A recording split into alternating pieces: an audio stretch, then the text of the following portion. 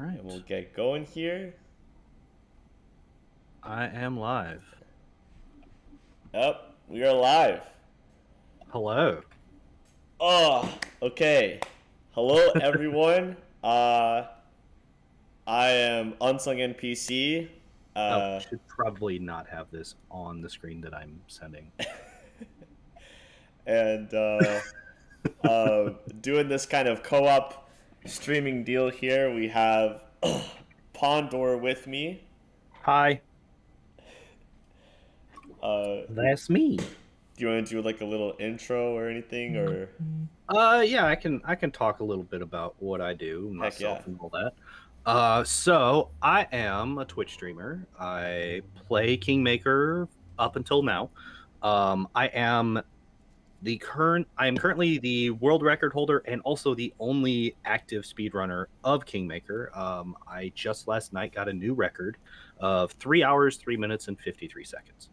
I was so close. I was trying to get that sub 3 because last night was my last chance before Wrath released, but didn't quite get there. Got close. And I made 2 mistakes that cost me the sub 3. I made 2 mistakes that cost me between 4 and 5 minutes. If I hadn't done that, I would have got it. But still a pretty good run. Still happy with the time. But yeah, that's what I'm doing. I am also currently trying to get Kingmaker into a upcoming speedrunning marathon. Heck yeah. But I'm really bad at typing things out and making things sound good when I type them. Yes. Very bad at that. So I think it's probably going to be an uphill battle until I actually get to talk to somebody in the marathon, if I even do. Right. But yeah, that's pretty much me. I'll be playing Wrath here in the coming weeks, obviously, just like everyone else. So Pondoor, in my residential stream here, we have our he's kind of like the mayor of my stream chats almost. My boy Jonathan, Uh-huh. you know, and yeah, you guys have gotten to talk some, and a little bit. he has said one mistake: speed running the game, of course. Not true. I actually really enjoy running Kingmaker. It's a fun speed game, in my opinion. And honestly, I've seen some speedruns of some different games, and just because of the exploitation that is involved in speedrunning Kingmaker, it just makes it so fascinating to watch, because you're just like, the stuff you do is just like the most ridiculous shit ever. Right. And it's honestly a pretty easy speedrun to get into. Like, it's a bit RNG heavy at the very beginning and a little bit at the end, but one of the things that I did yesterday, which is why I was able to cut 14 minutes from my prior PB, was I just swapped it over to story difficulty, because I've been running on normal up until last night, and last night in my last run I was like, all right, this is my last chance. I'm gonna just drop it down to story difficulty and just drop the normal off of it entirely and just go for it. And the RNG is like, it's really not that big a deal. Even at that point, like, the bosses, their saves drop, their attack rolls drop and all that stuff. Yeah. So it's a lot safer. Obviously, it's also apparently a lot faster. So all right, so I recommend it. Yeah, it looks so fascinating. The only other speed run I usually watch besides that is I love watching Mario 64 speed runs. Those are always fun. Yeah, those are always a good time. So good. Yeah, so the chat, Jonathan, others watching, what you guys may not know is that our boy Pondoor here has seen absolutely, like, virtually nothing. I have seen like 3 total things, and I know 3 things about this game. And he's heard a little bit about stuff from talking with me, but I've done my best not to spoil too much. So we get to have his reactions, his true reactions to watching some of the videos that Alcat has put out over the past month. And it's gonna be good. I think that like, I mean, Kingmaker was a great game, fantastic game, probably my favorite CRPG. But this game just is on another level from what I've seen. So Yeah. I'm So very excited. just to throw out the three things that I know about this game. One of them is there's some kind of I think it's a mythic path. Yes. You can be a lich. Um, Another one is that you can be a trickster on your mythic path. And the third thing is that you can ride a triceratops into battle, and that last thing right there is all that I needed to be sold on this game. Um, Everything else is gravy on top. You and many others. And what's funny is that like the hunter class with the dinosaur companions was Mm-hmm. actually a post Kickstarter goal. Like it was one that got finished Yeah, it was after. I that article that I sent you, which is the only other thing that I've read about Kingmaker, actually pointed out that like some of the top devs didn't want dinosaurs in the game at first, uh, because they thought that it was like breaking the not theme, not Yeah, theme. it's What like word am in I? the world wound, do they Yeah, commonly it have was like kind of like dinosaurs? immersion breaking, I guess. But I think the Is the point is term. like your character's not really from the world wound.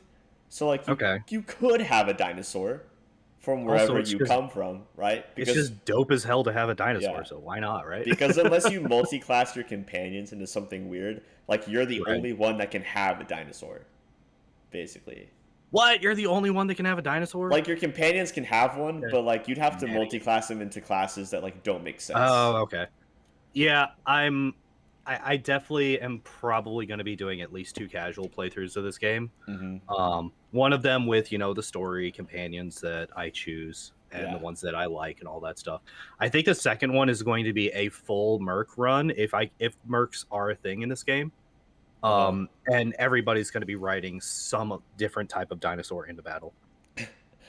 I'll probably end up Like doing if there's enough classes to support that. yeah. if there's like 6, because I'm assuming it's going to be a 6-person party. Oh yeah, Like it's Kingmaker the was. same. Yeah. Okay.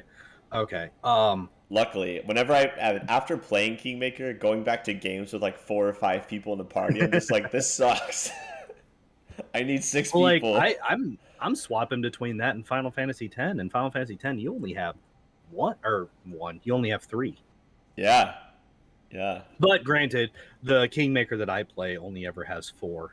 So Yeah. It's cool. I think I'll do like my main playthrough and then when the DLCs and stuff come out, because they've talked about 2 DLCs and only one of them is story related. The other one's like the dungeon crawl thing again. okay.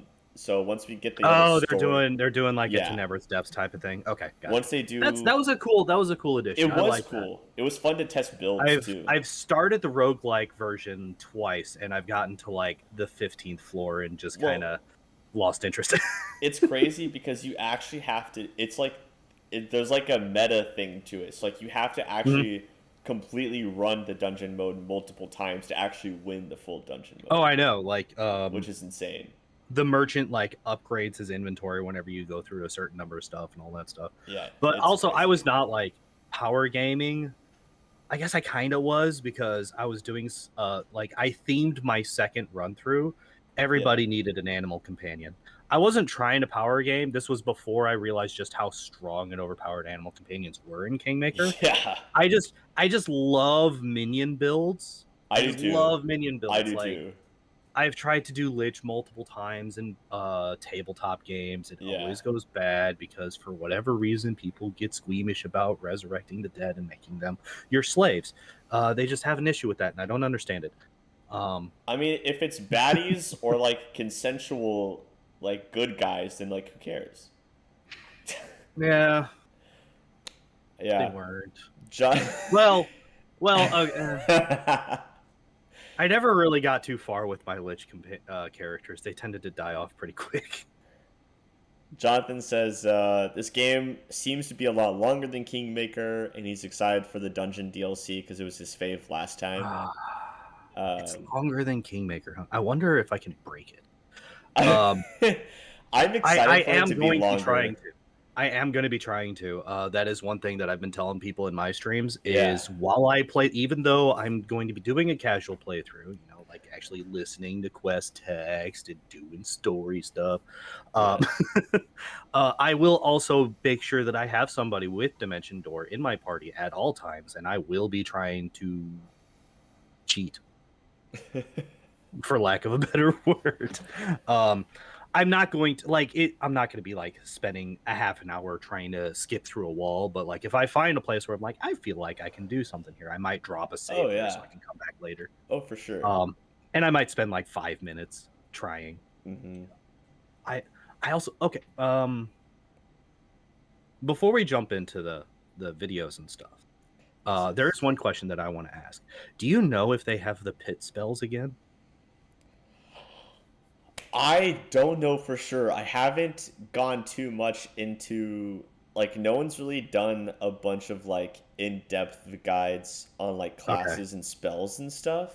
Okay. Okay. So like I haven't gotten to see that. I would like to because from what I've seen so far from gameplay, the mobs seem like more like there's a lot more like swarms of enemies Okay. type of deal, and I would Okay. love to pit those guys. There's someone in the chat, Geralt of Rivia.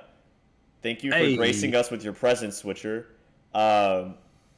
He says, "I think I saw Acid Pit," and that's my favorite one. So good. So I hope they interact with each other the same way the pits do in Kingmaker. For those of you who don't know, if you cast a pit spell in Kingmaker, and then you target the edge of that pit spell, like the outer edge, like with the ground effect. If you target the outer edge of the pit spell with another pit spell, every once in a while, it will like shoot off at a random angle, and you can actually make pit ladders, I call them, where you actually can climb those pits up and just walk up these pits to the point where you can see over walls. what the heck? And that then gives you line of sight so that you can then dimension door past stuff. I used to use it in a couple of places in the speed run, but it's not overly consistent. So That's we ended up interesting. That's we ended up interesting. either abandoning the skip entirely because I was able to actually use that to skip the first floor of Mordecai's tomb, actually. Like skip straight to the end of it. So we either just abandoned it entirely or we found other skips that were better. But it is a fun thing to see. It is a really weird, fun thing to see. And apparently, if you try to do it on console, your console will actually explode because apparently the consoles don't like the pit spells too much. Oh yeah, consoles with CRPGs though, like I feel like people have way too high expectations for like transferring that over. Like Yeah, they're my CRPGs, like they're made to be played on the computer. yeah, my buddy had Kingmaker for a base PS4, and the load screens were, without exaggeration, at least 5 minutes apiece. Jeez, that Like he sucks. would swap from his PS4 to another game like Dynasty Warriors or something, and he would go and play another game while the load screen happened because they took so long. It's insane. Also, hello, Video Spielplatz. Thanks for stopping by. Also, Geralt of Rivia, thanks for stopping by. We're just kind of chatting about Wrath, and we're going to watch some videos. I've seen all of these, but Pondoor here hasn't seen any of this stuff. I have not. I have seen And none of these. as an avid, Kingmaker player and speedrunner, I'm, honored to be the one to No. do this for him and, taint his virgin eyes. So I feel like the night before is the time to start learning stuff about this game. oh, for sure, because you get to kind of it's like Christmas Eve when your parents let you open like one present before Christmas. Right, yeah, exactly. And I'm already going to be spending like 12 hours tomorrow trying to figure out what fucking class I want to be anyway, so I know, and I don't. well, Oh, it will help that I will have a very narrow list of classes to choose from because they have to have a mount. Because but there's a I lot of am classes with archetypes that have mounts. They really went all in on the mount thing, good, which is cool. good. I'm happy to hear this. Mm-hmm. I also heard that it's in the same engine. I heard it's in the same engine as Kingmaker, which is such good news for speedruns. It is in the same engine. It just looks a million times more beautiful now. Yeah, the screenshots and the small amount of video that I've seen definitely looks much better. Like, it looks really good. Jonathan says, you guys got to open presents before Christmas? Very rarely, and only if I bugged the fuck out of my parents. Only if I pestered them incessantly was that a thing. My parents would give us our like Christmas PJs on Christmas Eve, and then I had 3 brothers, and so we would like exchange gifts to each other among the 4 of us, and we got to open like the brother gifts. So that was we always opened the same kind of gift each time, but it's still a nice like taste. And then of course we wake up at like 5. What? My Twitch title didn't update. But yeah, no, same engine, for sure. And it just, oh man, the particle effects. When I watched like the feature trailer the first time, I had chills. It's just so beautifully done. I'm so excited. Yeah. Everything good? Do we want to get into it, or do you want to? Heck yeah. You got anything else you want to talk about before we get in? No, we can talk in between and kind of like talk about what we see and stuff. That works for me. I've turned down the volume on the videos a little bit because I felt like it was pretty loud. I've never done videos on stream before, so. Yeah. This is completely new for both of us. We did have a little bit of tech issues before we went live with this because neither of us have really done this before, and yeah. So let us know if there is problems. Yeah, I've turned it down. I think it's gonna be okay. Oh, did you go full screen? Yeah. Oh no. What happened? I had my screen set up perfectly so that it was. Oh, okay. No, I can go. Yeah. I can do no full screen. I did it for you. Okay. I just did it for you, so we're fine. Yeah. Okay. Good. Yeah, because we can see it big enough.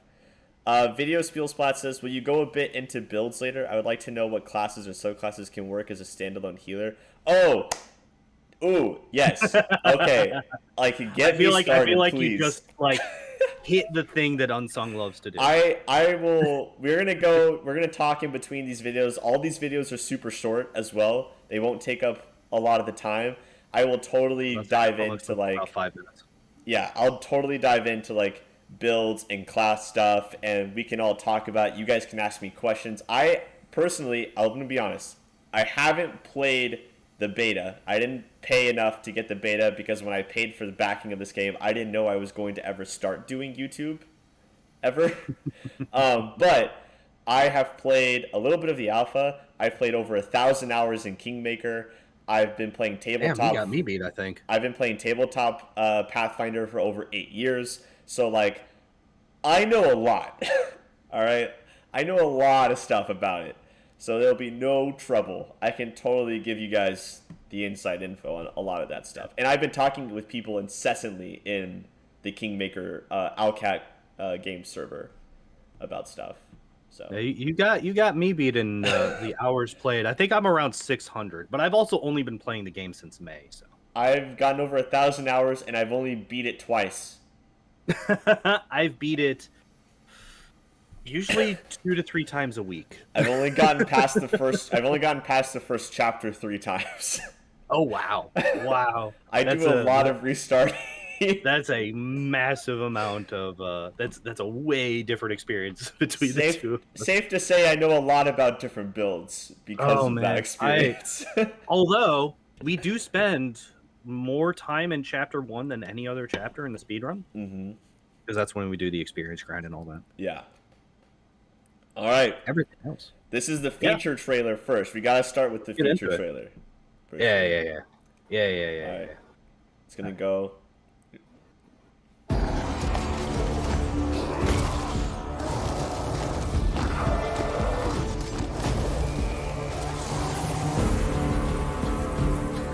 $100 For 100 years, we have been plagued by this war. We fight, we sacrifice, we die. Before us, a host of monstrosities, and behind us, all of Galarian, our world. Their master, the Demon Lord Daskari, thinks he can break our spirit. He is mistaken. We did not yield when our cities burned, when our fortresses were turned to dust, and our comrades, our brothers and sisters in arms, valiantly met their deaths. We have suffered through many a plight, and now it is our turn to strike. To arms, brothers and sisters. I declare that the Fifth Crusade has begun, and it is you who will lead us in this war. Duty calls to you. Prove your worth as a leader. Hone your skills and abilities. Ready your best armor and weapons for battle. Mount your trusty war steed and charge forth, and we shall follow. There we go. This will be a daunting task, I know. But you need not fight alone. Your faithful companions will stand by your side. They will protect you in battle, aid you with their counsel, share the burden of commanding the crusade, accept their friendship, and become their friend in turn, or possibly something more. I understand the trials ahead of you are great. You will have to find your own path. What will be the source of your power? The righteous might of heaven, or the secrets of forbidden magic? Will you make your sacrifices in the name of freedom and equality, or in the name of law and order? Will your enemies flee at the very sight of you, or will you, perhaps, turn this entire war into a grand joke on a cosmic scale? Choose carefully. Your every decision has its consequences and its price. Yep. But most importantly, never doubt that Galarian believes in you. And I believe in you as well. Do you feel the ground shaking? That is the march of your army. Lead them, aim them at their target, crush our enemies. We are crusaders. We are the wrath of the righteous. The stakes have never been higher. We did not seek out this war.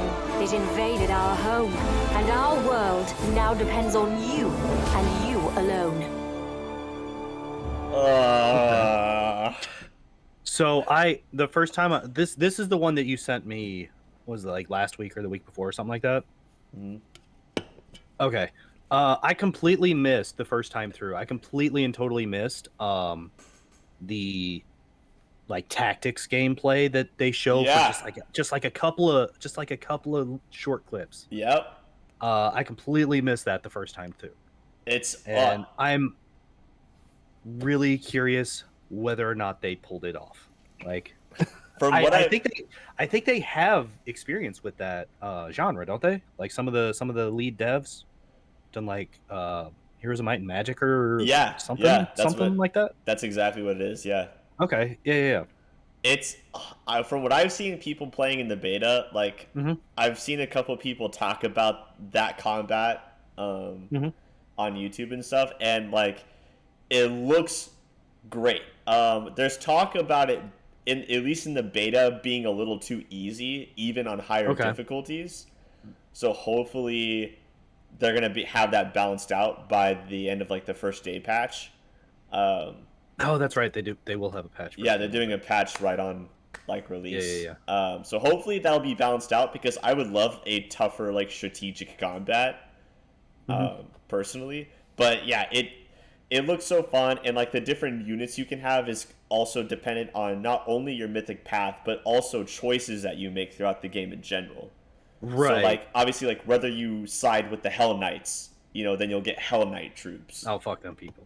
Like, so it's just I hate those guys. There's so much to it, and they really made it like a part of the game instead of something in the background like kingdom management was. Right. Yeah, like especially for new players, kingdom management I think ended up being more of a hassle than like a gameplay element that they looked forward to. It was oh god damn it, I just got out of range of being able to deal with this stuff. Yeah. I just left my Kingdom Borders, and I got to go back to fix it. See, I loved it, but I also played Kingmaker as a tabletop game, so I was like, this is great.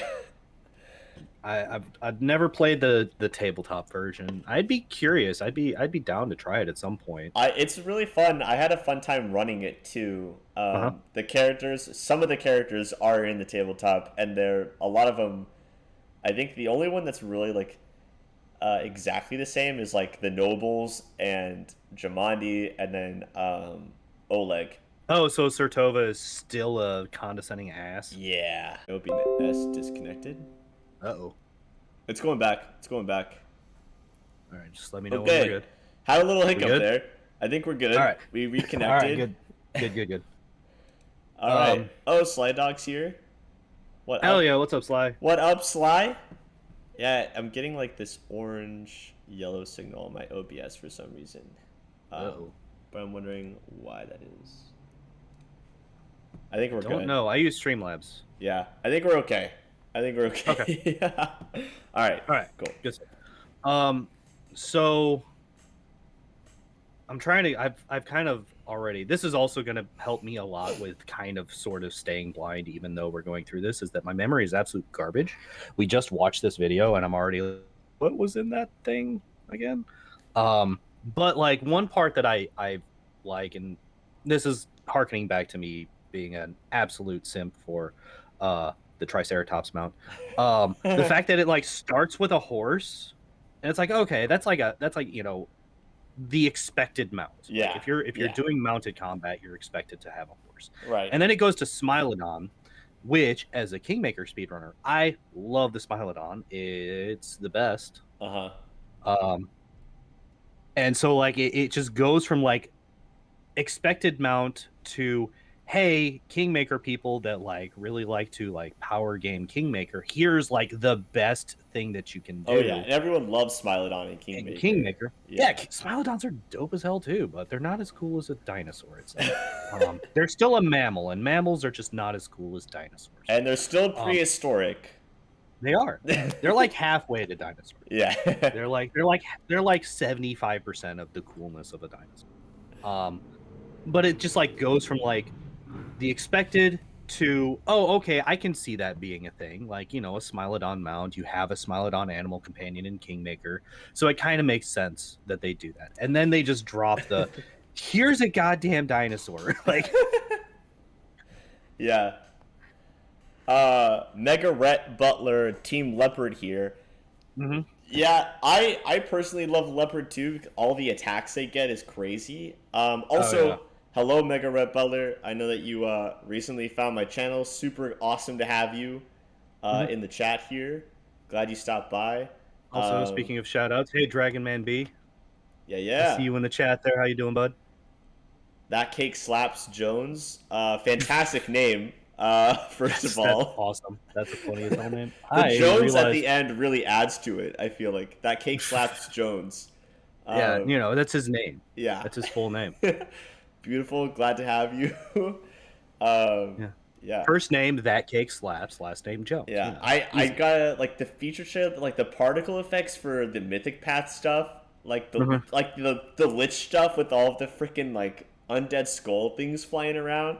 Oh my god! And like the confetti for the trickster shit, and the like Aeon constellation stuff. It's so beautiful. Yeah. So beautiful. It's so hype. I'm like, I want to play this game, and I have to wait until like. I'm gonna end up playing it like 9-10 hours late, which sucks. Yeah, I'm gonna be starting way late. I'm gonna be starting at my normal stream time at 7 p.m. tomorrow night. Just to reiterate what we're doing here tonight. Yes, good call. Because I've got a lot of people that have come into the chat since we started this. Me too. So what we're doing here is that this is kind of like a release event just between me and Unsung here. We've been kind of streamer buddies for a while now, and we're both really into Pathfinder Kingmaker. And so since Wrath is coming out tomorrow, we're like, hey, we'll start like a release event type thing. At first, we were kind of planning on maybe playing the game at midnight, but unfortunately, it's not a midnight release, so we had to nix that part. But that does also mean that we do have a bit more time to go over this stuff. Oh yeah. So we don't have that, because like normally, like the original plan was we'd be stopping this event in 20 minutes. Like we would be stopping at midnight and switching over to gameplay. But since we can't do that, we don't have any like news that nobody else has. Like this isn't some like specific thing. But what we are doing is we're going over a bunch of different trailers and other things. I'm blind to all of this. Yeah. The only like trailer that I've seen is the one that we've already seen here. The one that we just finished watching. Everything else that we're going to be going over is completely new to me. Yes. Excuse me.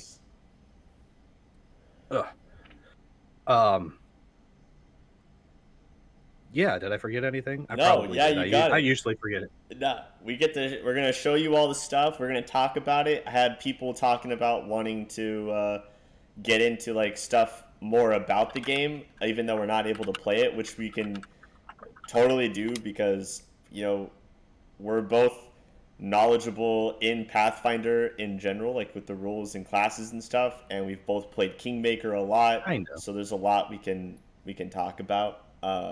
So yeah. It's gonna be, as long as I awesome. retain information, there'll be a lot for me to talk about. If I don't, yeah, that's normal. But I do have the game preloaded though, so I feel pretty happy about that. Same. my key worked on the first try. Yeah, the instant they announced that it was preloaded, I was like, no, we're doing that right now. Yeah. I'm not going to forget about this. I'm not going to try and start my stream on Thursday and be like, you have a 32 gig download. Like, well, looks like I'm doing another Kingmaker run for the first half of the stream while we're waiting for this. Nah, my download speeds are pretty good. Video Spielsplat says, okay, midnight. Is 6 hours ago here in Germany. I have to wait till 7 p.m. before Steam activates the damn game, and then I have to leave for 3 days and can't play. Oh no! Oh, that sucks. Yeah, I was having a guy in my chat also say that it's in the evening for him as well, so I figure he's probably over, and that's like roughly the same area. I would love if mine was in the evening, because then I would be playing on time. That's same. It would be real nice if suddenly that 11 a.m. became a 7 p.m. release. You know, Owlcat, get on it. And there are some streamers out there pander to the only speedrunner. There's some streamers out there like Co Carnage who got the press release version and get to play it at 8 a.m. Eastern time. Yeah, well, which is nutty. We're not quite as big as those guys, so we can't actually expect that kind of stuff. We got Brandon Johnson in the chat. He says, hello, I am Dragon Man B from Twitch. Oh. Hello. Yeah, also, I just noticed. Thank you for the follow. Oh, cool. He's hopping on both. Is that? Yeah, it looks cool. It looks that way. Nice. So, do we want to move on to the next video? Or yeah, I think... Do you got more stuff you want to talk about this one? I think the logical next step is to get into... do you want to do... They have, like, one that goes over, like, the basic mythic paths. And then there's one that... There's 2 companion trailers. So what do you think is the logical next step here? I mean, just looking at the time, I think the companion trailers are, like, a minute and change. Okay. So we could go through those pretty quick. Okay, cool. The mythic one, like, briefly mentions all the mythic paths except for the 3 that you have that are, like, almost prestige mythic paths, and then the legend, which is just the absence of a mythic path. Interesting. Yeah, so you can just not do anything, and you'll get special powers of your own for that. That's kind of cool. It is cool. Like it's cool that they put that in idea. There. Yeah, I like that idea. All right, this first companion trailer, based on what I've seen so far from gameplay, and also this trailer, I can already tell he's going to be one of my least favorite companions. Listen. I love lawful characters when they are lawful because they are, like, stoic hardasses who are just trying to, like, keep people safe. I can't stand lawful characters when they're trying to be, like, good guys, but just in the worst way. Yeah, Yeah. Oh god. Lawful is so difficult for me because while apparently every one of my friends considers me a lawful character in real life, like in my actual, like when I'm not doing the dumb shit that I do when I'm in somebody's chat or something. Because, you know, I'm not exactly a lawful character when I'm in chat. I think one of my most typed out phrases is off with their head. At least in like, especially Sly can 100% confirm that because I've typed that in his chat. Oh yeah, like I've been in his chats times. with you before, and it's pretty chaotic. But like, you know, but like the thing is, I hate how lawful is like displayed. It's like represented in a lot of things. It's just like it's very much a can confirm, yeah. It's very much a rules for the sake of rules kind of thing, and it's like you can't just follow the rules just because they're there. Like sometimes they're not worth following, you know, like sometimes they do more harm than good, you know. You got to take things as they come. And yeah, and this guy is like, he's one of those like, you should always tell the truth kind of things too, and it's like, there are so many times where you should not tell the truth. Like, you don't have to be like, honesty is good, but there's a difference between honesty being the best policy and being truthful literally all of the time, even to people that don't need it. Also, hello, Andre. Glad to have you, my dude. Mega Red Butler says lawful gets done wrong a lot. It often comes across as so arbitrary. Yeah, it really does. Yeah, exactly. But yeah, let's get into it. Let's see this asshole. Let's see this guy. His voice acting's great though. Thank you for the beard comment. I like my beard. One of my guys in my chat said I had a nice beard. Oh, that's always nice. Oh, this guy. Okay, I've seen pictures of this guy. Mongrel Land, it's very low reporting for duty. Have you ever met a mongrel before? Let me be your guide to our little underground habitat, the glorious Neath home. We eke out an existence in the caves under Canabres, never seeing the sun. Our lifespans are short, and our food supplies are even shorter. Our bodies are twisted into form. Now, some people may think, ew, but have they ever tasted a fried rat with a side of moss sauce? Or my favorite, spider cakes? People often say that it's what's on the inside that counts. Well, this is my chance to prove it. Lan, the goat lizard human with a heart of gold, is here to watch your back. I know I'm not the prettiest boy in town, but if you need a steady arm and a keen eye, I'm your man. My arrows pierce my targets at a distance. Enemies pay with pain for each step they take toward me. They might think I'm weak. They might expect me to stumble and retreat like most archers do when attacked in melee. But if the enemy thinks they've got me cornered, they're in for a surprise. I've trained my body in the ways of the monks. I can take a punch, endure the pain, and then return the favor tenfold. Choose me for your party, and watch me turn demons into porcupines as I stick them with a swarm of arrows. Yeah, so obviously he's a Zen archer, right? Okay. I was trying to figure out, I'm like, that's a very strange build. yeah, he's a Zen archer, he's the archer monk. Like monk/ranger. I like part of his personality. For sure. Like, he has kind of like, it seems like there's kind of like a funness to his voice. Yeah, he seems a bit carefree. Yeah, but I've definitely seen him in game a little bit, and he's definitely like, you know, we're here to do our duty, and we gotta do it with the, you know, the best for everyone in our hearts kind of situation. Gotcha. Marinandor, glad to have you again. It's been a while. Also, no, it's not coming out in 10 minutes. It's coming out 11 a.m. Central Standard 11 Time. hours and 10 minutes. Yeah, which I do have a question in my chat. Do you know what your first build's going to be for both of us? I do not. All I know is that I'm going to be riding around on a Triceratops mount. That's all I know. I have pretty much decided on being a.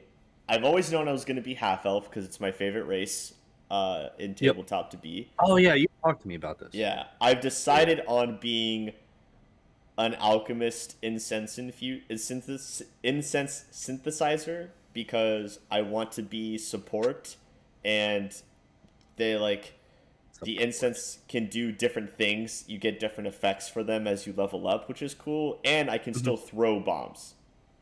Okay, which is great. So Dragon Man says ASMR Kings. Definitely in the speed run for sure. Definitely in the speed run. I kind of want to be this is less class and more race. I kind of want to be the Kitsune. Yeah. If they have those tail feats. Yeah. If they have the tail, like I love that flavor for the Kitsune in the tabletop is that you have that racial feat where you take the tail, you grow an extra tail, and you get an extra spell that you can use, you know, I think it's like once a day or something like that. Can't remember exactly how it works. It's been a minute. But that's such a cool thing, and like you get to do the whole nine-tailed fox nonsense. But yeah, I kind of want to do that if they have those feats. If they don't, who knows? I have no idea. I feel like they might. I might still go. I don't know. If they're doing Aasimar wings, then you should give the Kitsunes their tails. Right. Exactly. Andre says he wants to do a Blood Rider Tiefling. That is one of the mounted archetypes. The Blood Rider. Okay. Okay. Mega Rep Butler says is that like a? It's a Blood Rager. Blood Rager. Okay. Yeah. So it's like a barbarian sorcerer, but on a mount. Yep. Gotcha. Mega Rep Butler. That's a lot. Yeah. That's a lot. Ands. Yeah. That's a lot of ands in that class.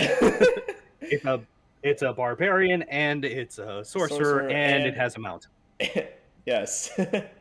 We've got everyone in the chat's sharing all of their build ideas. Mega Rep Butler says halfling barbarian. Mythic Path. Halfling barbarians are always hilarious. Mythic Path, I'll see where the story takes me and choose based on role playing. Same here. There's definitely ones I prefer based on the look of them, but I definitely want my decisions to be the deciding factor for like what happens. I'm like half tempted to just flip a coin at the beginning of the stream and that will decide, because like I'm like 50-50 on Lich or Trickster. Okay. I've seen some of the bonuses that you get from Trickster because you did send me that Trickster. Yeah, Lich is insane. And like the one, it's like super, like it, like if you just look at it and you haven't done like tabletop RPGs or you haven't done Kingmaker or something like this, it seems like it's like that seems like it's okay, but I don't really see why it would be a Mythic Path thing. And that was the second rank in, I think it was like Knowledge World. Yeah. And it just turns all of your nat 1s into nat 20s. Oh, and I'm like, I saw that. I'm like, that's the most broken thing I've ever seen in my life. That's incredible. It's like, screw you, RNG. I am a god. It's like, all right, so if I'm just using, most weapons, I just doubled my crit chance. Oh, I also removed the possibility of fumbling ever. Like, just the fact that you never can fumble in this game, if you take that, is insane. Yeah. It's so good. And like this is me definitely from this is me definitely talking from like a min-max or optimization standpoint. Like it's so good. Yeah, I love the skill abilities of the Trickster. They're so super good. Like that's not the only one, but that's the one that like fucking stabbed into my head. I love the one that's like when you discover the effects of a magical item, they gain an additional effect. I was like, what the? Yeah. What? Yeah, like there was another one that like really struck me but it didn't stick with me like the 1 to 20 thing did. There was another rank 2 that was like super good as well. I just can't remember it off the top of my head. I have people in chat talking about healer stuff. People are saying that they think the healer companion comes in way later. From what I've seen, you should be able to get like all of the companions except for like 1 or 2 pretty early on. And I think that the cleric and the oracle are both earlier on. Like one of them you for sure get in like, you know, one of the first cities, and then like I don't know where you get the cleric, but like you should get them pretty early, like early enough from what I've seen. So I've had a couple of people ask a couple of class-based questions. Do we know if Kineticist or Ninja is in the game? I also got a question about Ninja. It might have been the same. It might have been Dragon again. Yes. Yeah. It was, yeah. Kineticist, I believe, yes, is in the game for sure. Okay. Ninja archetype is not, because Ninja is actually its own class. It was an archetype in the Call of the Wild mod, because they just fit it into the rogue archetype. But Ninja is actually its own class in tabletop. It's not entirely its own class. It's kind of like how Samurai is basically a cavalier. Yeah, exactly. The Ninja is basically a rogue. It's like the same thing. It's like we changed the names of some stuff, but for the all intents and purposes, it's a rogue archetype. But yeah, there's no Ninja, but there's for sure a Kineticist. That is for sure a thing. Okay. Yeah. Yeah, it's a special flavor of rogue. Yeah. Yeah. Also, Video Spiel Splats was asking if War Priest can be a viable healer. In my experience, I have found War Priests to be they obviously can't do as much healing as clerics, but the benefit is, as a War Priest, you don't actually have to have charisma to be a good healer like you do as a cleric. Your channel energy is completely wisdom based, not charisma based. So my response to that is the best healer that I've found is actually a Sylvan Sorcerer with a bunch of scrolls of mass heal. You just max out your use magic device. You just use scrolls of mass heal. It's a level 9 spell. You can spam it all fucking day. I have found like I love having a bunch of half healers. I love having like a bunch of people that can kind of heal, and then having a bunch of like potions and scrolls and calling it good. Okay. So my first, like, for the longest time, I kept Tristan in my party in Kingmaker. I was terrified to not have a full healer in my party. And then like it ended up taking Dagroth, which for most of you here you are not going to know who Dagroth is. Dagroth is the only other person who's ever run Kingmaker and has a time on speedruns.com for that game. He's the one who basically made it possible for me to run it because he did all the heavy lifting. I just kind of piggybacked off him. He finally convinced me. He's like, why do you have him? And I'm like, because heals. And he's like, you realize there are scrolls that do that, right? I'm like, yeah, but he's a healer. And I'm like, and then he asked me a thing. He's like, but what else does he do? Exactly. And I'm like, you have a point. That's the thing with a dedicated healer is like you're just gonna have them heal and do nothing else, and when they're not healing, they're a liability in the party. Especially after chapter 5. Yeah. Especially after chapter 5, when all that goes down and he goes blind. Spoilers for Kingmaker. I feel like if you're in this stream, you are okay with Kingmaker. You know what happens in that game. He fucking goes blind in chapter 5, and then you get him back, and like even the tiny amount of like, you know, crossbow damage that he could do before is gone because game decided that they wanted to make him only a healer, and that's it, and he removed his ability to do anything else. I pretty much except for raise dead. He can raise the undead. I pretty much just had which is hilarious to me. I just had him cast Flame Strike a bunch when he wasn't. Yeah, So just keep casting Flame Strike. Also, Mega Red Butler, have, survive your Zoom class. Have fun with it. And Classes. Sorry that you have to go. Video Spiel Splats. Yeah, I'm the same. I pretty much always just heal in between fights. I feel like if I have to heal in a fight, I'm screwed anyway. Like I've had to heal a couple of times in fights. The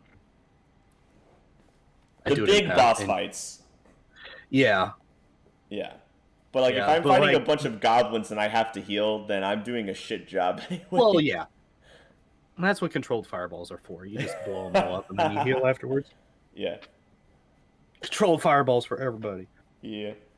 Oh, I was gonna say, someone said something about being a dwarf war priest. There's a war priest archetype called Disenchanter, and I think that sounds super cool and thematic for a dwarf, to be honest.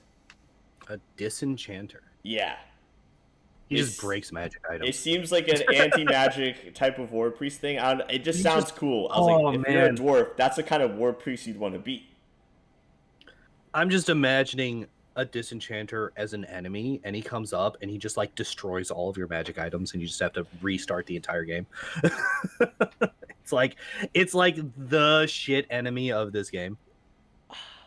Absolutely erases your magic items.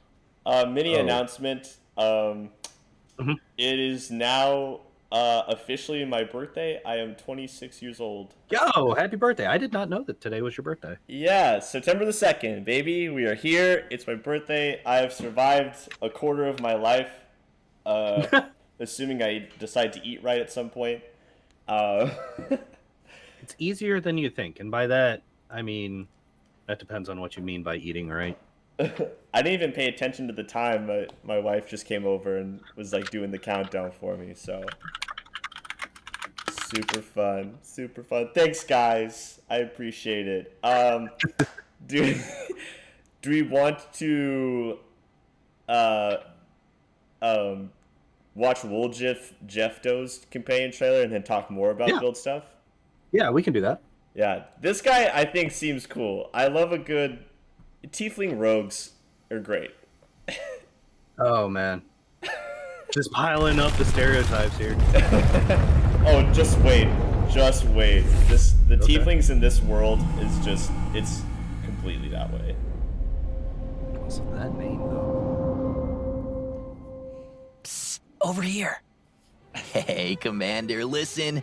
I'll make you the deal of a lifetime. Take me with you, and we'll make a fortune together. I can sneak under a guard's nose to the places no one's supposed to enter, but everyone wants to go. I can fight. While you distract the enemy from the front, I attack from behind, striking where it hurts. I know, I'm incredible, right? But that's not all. I dabble in magic as well. Need some lightning to fry your enemies, or a decent protection spell? Look no further. Need to fence some items or get your hands on some goods that aren't strictly legal? All you gotta do is say the word. See how useful I am? Wouldn't I be an asset to any operation? So what's it matter if I'm a thief who's currently locked up behind bars? Life's hard in Canabras, and twice as hard for a tiefling. To have demon blood running through your veins and to live in a city built on the edge of the world wound?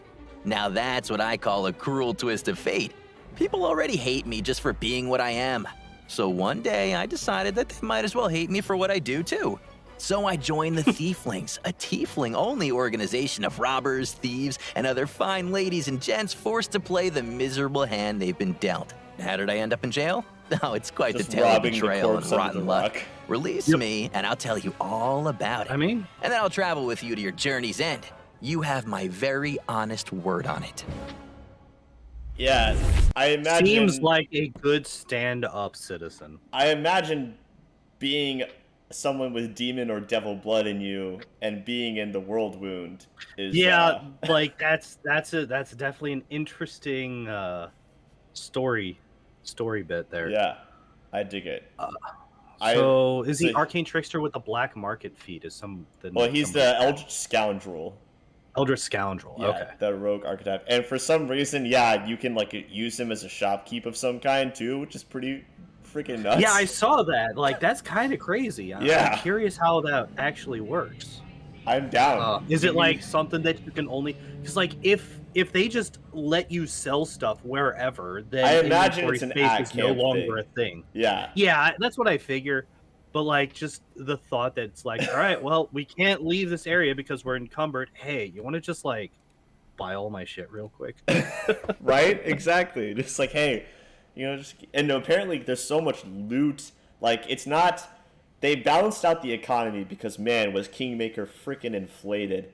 But they there's a lot of like different droppings for like reagents and stuff because now you can craft things. Whoa, that's fucking yeah, awesome. you can craft I love scrolls crafting and stuff. potions. Oh, you Scrolls can't like and make golems and stuff. Not That's in the that fun sense. stuff. That's Not the in fun that stuff sense. that's to craft. But whenever you do stuff. like a rest and you set up your people, you can have people designated can? as crafters for. Wait. Somebody potions. just said that you can. Like you can make golems? I think golems Wait. maybe in like the story sense, but you can't just actually like mechanically craft them. Oh, okay. Not from what I've seen, but maybe you can make them based on like your mythic path or choices or something like that. Okay. Oh yeah, because the Aeon I think can do stuff with make golems. golems. Oh, okay. Because each mythic path. I've actually made a golem in one of my tabletop games. It was Yeah. the only survivor. It was the only survivor of that party. The mythic paths, each of them has like a list of summons they get through level ups. I think they it's all like do. the beer elemental for the trickster. The beer elementals. There's also the greasely bear, where it's like a bear with like a whacked up face who has like a pit of grease below him. Okay. Yeah. So they all have different ones, and I think Aeon like has different golems. Gotcha. I think that's his thing. But yeah, so Elder Scoundrel, I don't love the archetype because I don't feel like the magic for Elder Scoundrel is enough to be that useful. Yeah, I've always thought that it was a bit underwhelming myself. Yeah. But, invisibility, mirror image, stuff like that could probably be handy in some cases for sure, like some defensive stuff. So I want my keen scimitar. I also want a keen scimitar. But that's also like between him and the companion that's a scroll savant wizard, they're both illusionists. Like Elder Scoundrel's illusion magic mostly, and then the wizard is an illusion specialist. So like that's a lot of illusion magic. Yeah, that is a lot of illusion stuff, yeah. And illusion's not that big of a school, really. Either. No. Maybe they did some cool stuff with it. I don't know. Yeah. That's it's interesting. They've only put out those 2 companion trailers, unfortunately, but I know that they've been heckin' busy with all the stuff they've been doing. So right, yeah, they have. Was it like 9 companions or something like that?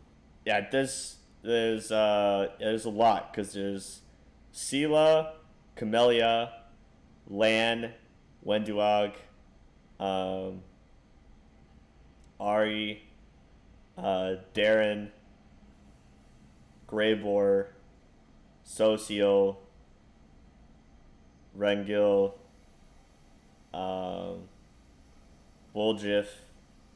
So that's 10. That's 10. There's the talking sword.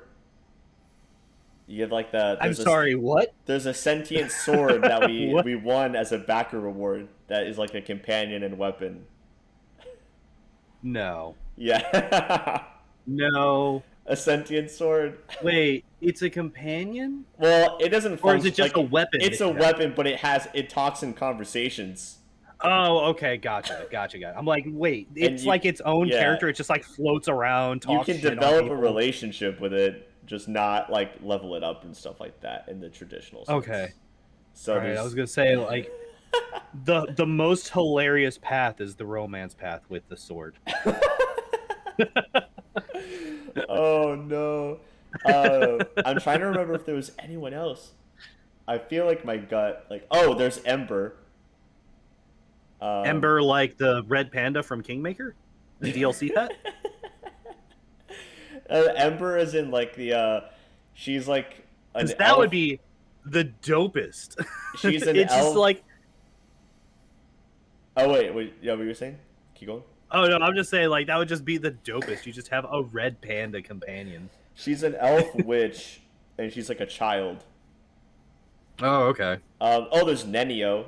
That's the illusion mage. So we're at 12 already. Which is pretty on par for Kingmaker, including the They have that many on kineticists. Kingmaker? Including the kineticists. Oh, okay. I think there's 13, including the kineticists. Are you counting them as 2? I'm assuming. Yeah. I'm counting them as 2, even though, yeah. Yeah. So Awesome. there's a lot of companions to have, and what I love, hopefully they've made it to where, like, because there were certain times in Kingmaker where you can make choices and like people would leave you, but not really that much. And I feel like it'd be cool to have more options that, like, the companions just really dislike this, as with their character, and so they're going to leave you if you continue to do it. So one thing that I hated in Kingmaker was the dialogue option that you had with every companion to send them away. Because I'm the person that grays out every dialogue. Like when I'm playing casually, like obviously when I'm speedrunning, that's not a thing. But when I'm playing casually, it's like I want to hear every dialogue. Yeah. I want to click and make sure that every dialogue is grayed out entirely before I leave you the fuck alone. You do that with them, they're just like, all right, peace, and they're just gone, and you're like, wait, what? Like, yeah, that was so, like, that was so frustrating to me as somebody that like just has that urge. I'm like, this is different. It needs to be beaten because it's different. I don't like it. Like, yeah, I feel like if you make the decision to recruit someone, the only way that they should leave is if they like choose to at some point, because you've already made the decision to recruit them. So why would you tell them to leave? So I get. I mean, we do tell somebody to leave in the speedrun. It's just like it's like we like, do that, but we do that. Well, I guess if we just don't recruit them in the casual game, like what's the point of doing that when you can just just keep them at home base and not do anything with them anyway? Right. Like, Video Spielsplats says, so for healers, what classes, subclasses can fill that role if needed? I'm thinking Shaman, Oracle, Druid, War Priest. So War Priest is great. Oracle's great. Let's say Druid, I know gets the cure spells, but I don't know what it gets elsewhere. So in the Wrath of the Righteous, Wiki. Blasphemy. Da-da-da! Also, we get to take a trip into the wiki as well. Okay, so obviously there's Cleric, and they have some really interesting archetypes for Cleric. The Priest of Balance and the Angel Fire Apostle. It's very interesting. There's Druid. I mean, I honestly don't think any of these like archetypes really lend themselves to healing specifically. For Druid. No, the Blight Druid definitely. Blight Druid definitely good at healing. Definitely good at healing. Yeah, so here's Kineticist. It is here. Nice. We're here for it. So Oracle, they put in Divine Herbalist. That's going to be like your go-to healer Oracle right there. Right. For sure. There's also the healing archetype for Alchemist, but it's really not that good. Hey, they're still using Jublast. It makes it to where you don't have to like do infusion as like a discovery, because you can just do all of the healing spells as infusions, but like it doesn't add much to the spell list that you couldn't already have to the spell list anyway. Right. Paladin, Hospitaler is pretty good for healing. Sorry. No worries. Shaman, I'm guessing Witch Doctor would be the healer. That makes shaman sense. there. That makes sense. I've never really looked at the shamans or any of that stuff. Yeah, and then War Priest is pretty great. And then Witch, they have where is it? I don't know if they didn't know if they probably put the healing. Oh, they don't have the there. Seductress Witch. I wonder why. They don't have the healing Witch on here. Yeah, then there's War Priest. War Priest has some interesting ones. You've got like Shield Bearer, Disenchanter, Proclaimer, which is interesting. Wizard. wizard, the Kuromancer is Dampier only blood mage archetype. Interesting. Whoa. Interesting. Then there's just the lich in the background. Spielplatz says cleric is way too much stuff to wrap my head around. Yeah, cleric can be a lot, to be honest. I mean, they're like the wizard of divine magic, but they have more pretty stuff. much. Yeah. Pretty much. But on the other hand, it's like the whole thing where it's like, all right, they have a lot of options, but how many good options do they have? Like, it's like, oh yeah, in level 4 spells, what am I gonna prep? Oh, it's gonna be restoration. Oh, it's gonna be restoration. Especially in Kingmaker, it's gonna be restoration because everything does stat damage in Kingmaker. Yeah. There's a lot of domains and deities to wrap your head around and figure out what you want to do. Yeah, and that's fair. The deities impact your alignment and your flavor and like certain dialogue options. Yeah, like we just recently added Sacred Huntsmaster Inquisitor into the speedrun in Kingmaker, and it's like, oh, there's just a domain that makes you move 10 feet faster. I wonder which domain I should pick as a speedrunner. Oh, it's super weird. You give Theory Crafters something to do. Yeah.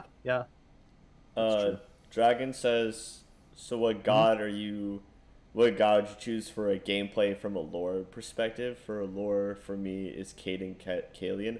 I love Caden Kalian. I love that god. He is probably my favorite. He is dope, and that he became a god because of a drunken bet.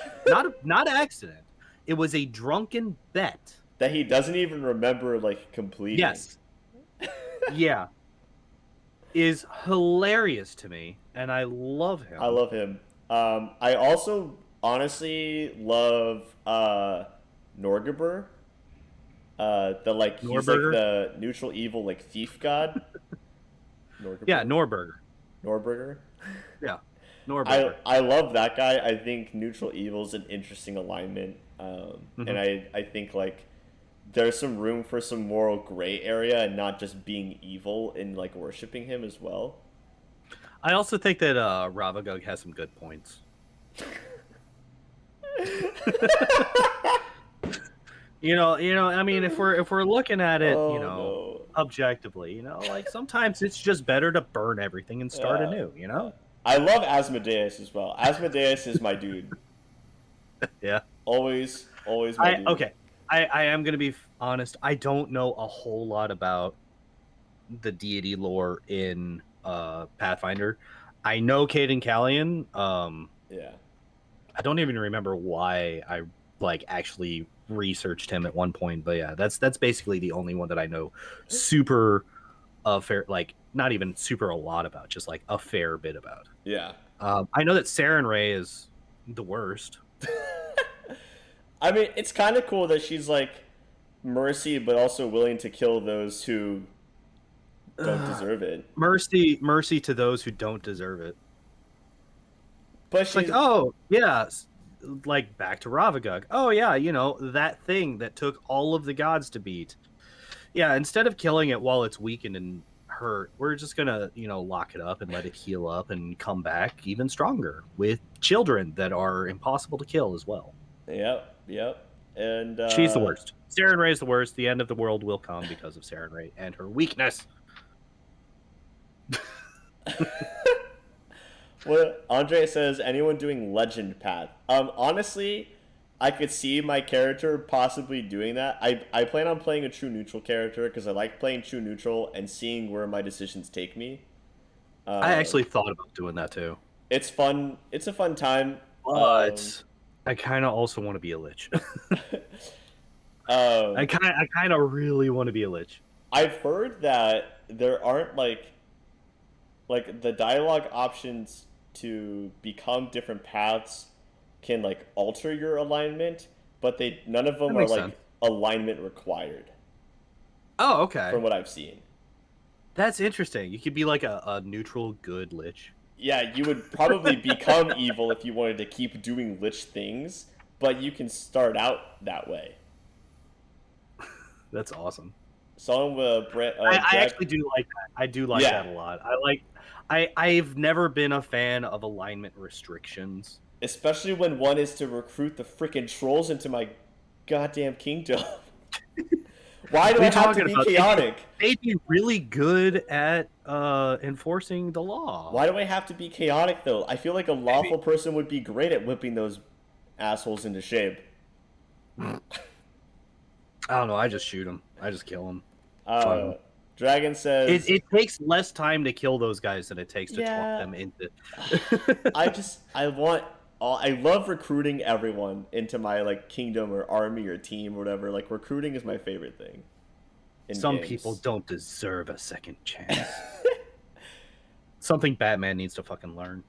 Dragon says, I was hoping that they would add Mammoth Rider Prestige class. Now that I've heard that that's a thing, I also wish that they did that. That would be so cool. You're just riding around on a damn elephant.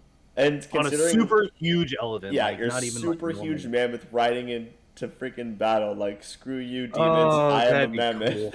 Just stomp, 3 demons dead instantly. That would be awesome. That would be so good. I'm actually kind of curious. Do they have like super huge creatures in this game? And if they do, is there a trample mechanic? Speaking of creatures and demons, here's a trailer all about demons. Oh, unintentional segues. Let's go.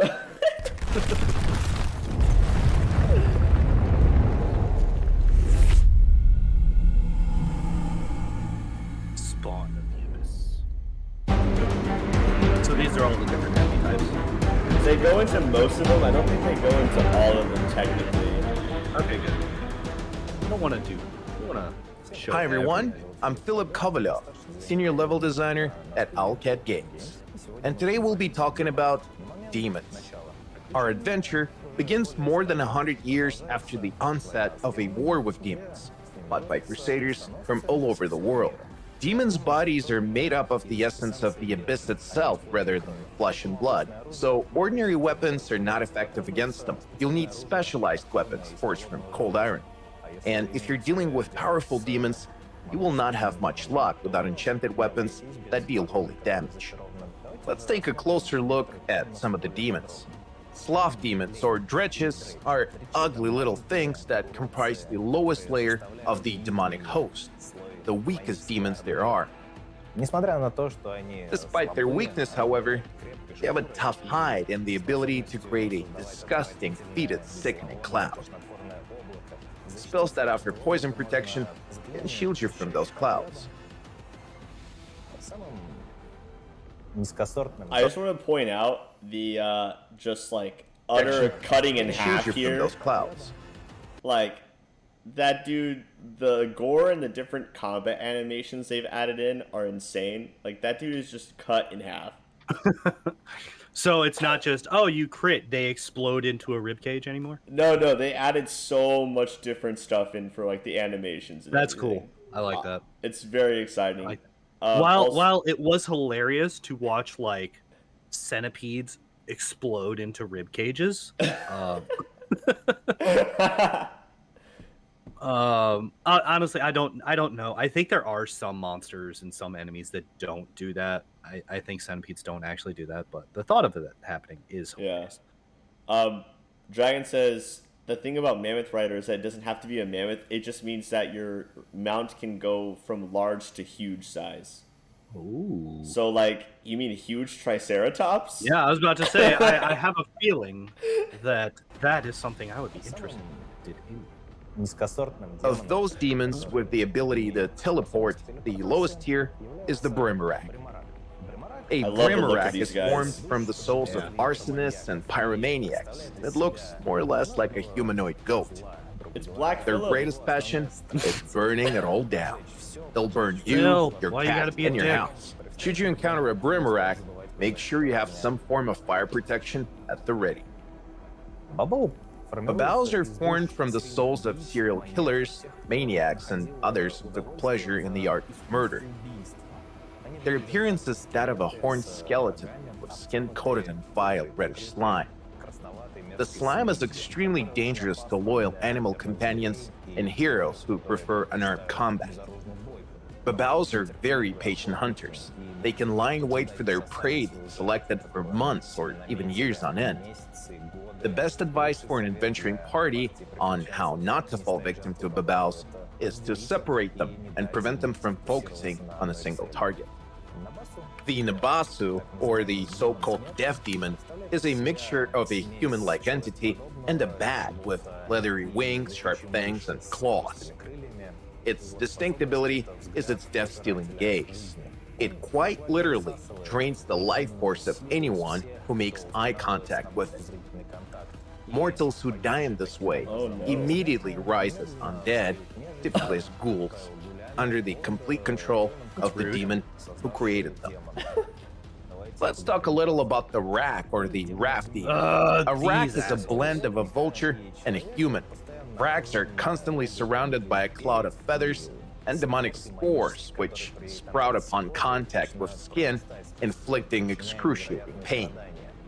Several Raks joined in a special Rak and roll dance can bring about an electrical storm that could level a small town. Its power depends on how many Raks come to the party. One of the most notable greater demons is the Marilith. Mariliths have a snake-like body with a female torso, a female head, and 6 female arms. As a rule, the Marilith holds a bladed weapon in each of its 6 arms. Seems fine. Easy game. Mariliths serve as advisors, generals, concubines, and bodyguards to the demon lords themselves. Hello on the throne. And of course, while we're talking about greater demons, we can't forget the Balor. They're the most powerful force in the entire demonic host. Balors are massive demons armed with a flaming sword and a fiery whip. They are so They used to decapitate humans, dragons, giants, and other demons. Thing is huge. It makes no difference to them. Yeah. The most They are important thing big to boys. remember is that when you defeat a Balor, it will explode, hoping to take you to the grave with it. The Balor's allies, if they're still standing, might also get caught in a blast. Demon Lords stand apart from the rest. They're practically the demigods of the Abyss, each of them unique in their appearance, abilities, and the path they've walked to achieve their greatness. Any encounter with a Demon Lord is fatal. The best case scenario is a swift and a very painful death. Our game, however, is going to have a rather unconventional adventuring party. The mythic powers you attain as you progress through the game will help you even the odds against some of the demon lords. Yeah. But making it I think possible that was the for legend. you to challenge them. Was it? Yeah. Okay. You'll be hearing more about mythic powers in future videos, so make sure to subscribe and stay tuned for more updates. Woo! Okay. Those So demons. one thing, they showed Baphomet, but they didn't talk about him, and they kind of went straight over to Discari. They just talked about So- demon lords in general, and Yes. Baphomet's one of the So- demon lords. I'm curious, but they chose to show him instead of focusing specifically on Discari. Mm-hmm. So I'm curious if he's going to show up. Yeah, I'm That curious. definitely makes me think that he's going to show up somewhere in the game. I feel like as much as Discari's been advertised, can he really be the like end all be all big bad? You know, is it going Oh, to you're be thinking like Baphomet is like the also spoilers for Kingmaker. Baphomet is like the Lantern King. maybe? I don't know, but Of it this seems game. like Discari is kind of our guardian of the bloom here this time around. Yeah. I don't know. Maybe, or maybe they just threw that in because it's fucking Baphomet. Yeah. Everybody knows him. Everyone knows the name, yeah. Yeah, everyone knows the name. Even people that don't play tabletop games, probably if you say the word, if you say the name Baphomet, they're like, "Oh yeah, that's a demon, right?" Everybody knows that name. What I'm really excited, Dragon made me think of this because he said, "I think I can see a bard trying to seduce a Marilith." Yeah. That's It does say that they are concubines to the demon lords, so they're used to being seduced. It made me think of the romances in this game. I'm very excited. Oh man, For- romancing demons and swords. I'm very excited for the romances in this game because I feel like these Uh-huh. characters seem like more interesting than in Kingmaker, and hopefully the romances will be a little bit more developed. Robin said, I think they've shown Asmodeus, and he has his fingers in lots of pies. I haven't seen anything about Asmodeus, but oh yeah, because I've only seen the stuff that I'm in here. Devil is one of the three late game mythic paths. Ah, There's so maybe he comes in and he's like, all right, I'm tired of this shit. Kick these guys back to the abyss. I hate these guys, and the fact that they've been here for a century is really frustrating to me. So here's some extra power. Just get it done. Just be done with it. The three that are later are the Devil, the Golden Dragon, and the Swarm that walks. Oh, the Golden Dragon. I think the Golden Dragon sounds dope. Well, like, I'm sitting here thinking, because I told you about my tabletop. Yeah, that's what it reminded me like, of. As soon as you said Golden Dragon, I'm like, oh, Terrell. Yes. My longest living and very first tabletop RPG character. Who is, like, slowly turning from halfling into a tiny dragon man person thing. Oh, man. Yeah, I'm very excited. I feel plan like... to play on Unfair? You plan to start on Unfair? Oh, I plan on playing on whatever is going to be as close as I can to the tabletop rule set. I'll be playing on normal because that is normal. I like one because like in Kingmaker, tabletop was like challenging and then just decrease the ratio to 1-to-1, and that was it. So whatever that is, 2 months to finish. Then I'll do that. But I was gonna say, yeah, there's the romances. There's a number of they definitely mentioned it in the feature trailer. Yeah, there's a number of companions you can romance. There's one that's I saw a graphic for it the other day. There's a guy who's male only romance, which is cool because I really wish Tristian was like gonna be a male only romance. I would have gone for it. But he's not. I'm trying to think of what other male companions there are. Ikundayo and Jubilost? Yeah, I wouldn't romance Knock either Knock, of I them. guess. Would you romance Knock Knock if he was a male-only romance? But you can also romance the queen in this game. Ah. Yeah, and she's the one who voiceovers the feature trailer. Okay. I'm here for the powerful I'm going to be woman completely romance. honest. I didn't even realize that there was a queen.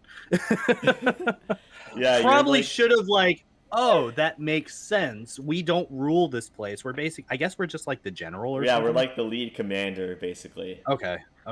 Yeah. So you can romance the queen. Duh, there's going to be a queen or king. Like, I don't know. You can romance Social. He's the gay guy romance. Garen can be romanced by either. There's a succubus companion that can be romanced by either.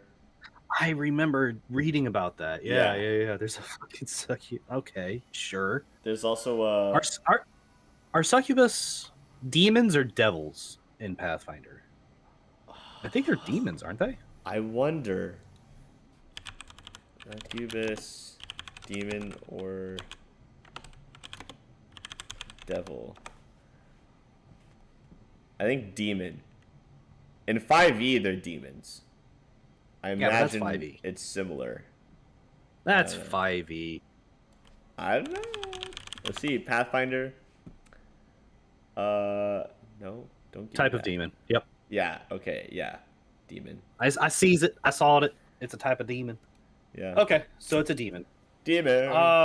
Interesting that they would allow that to be a companion character. Yeah, I'm curious to see what her deal is. Yeah, that's interesting for sure. Yeah. There's lots of different stuff for romance stuff and developing companion relationships. I'm excited to I'm so just excited to play this freaking game. Dude, I'll tell you this. I was so bad at romancing characters in Pathfinder. It's in so Kingmaker. hard. It's so hard.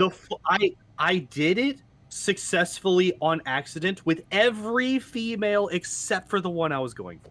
Oh my god! I accidentally I was going for. I think Khalik is the chaotic Yeah, good. Kaliki. Oh, she's neutral good. I thought she was chaotic good. No. I'm pretty sure they're opposites. So like one is lawful evil, the other is chaotic. No, she's neutral good, and Kenra's lawful evil. But anyway, that's the one that I was going for. Mm-hmm.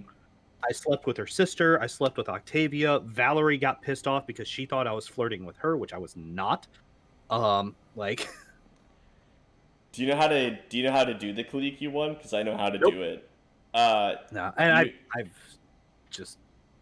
I speedrun the game now. Yeah. I don't need to know about romance. You have to keep. I ain't got time for that shit. You have to keep sleeping with Kenra, and then at some point they'll like switch out, and you'll end up in bed with Kaliki, and that's how it starts. Oh. Yeah. So maybe I was.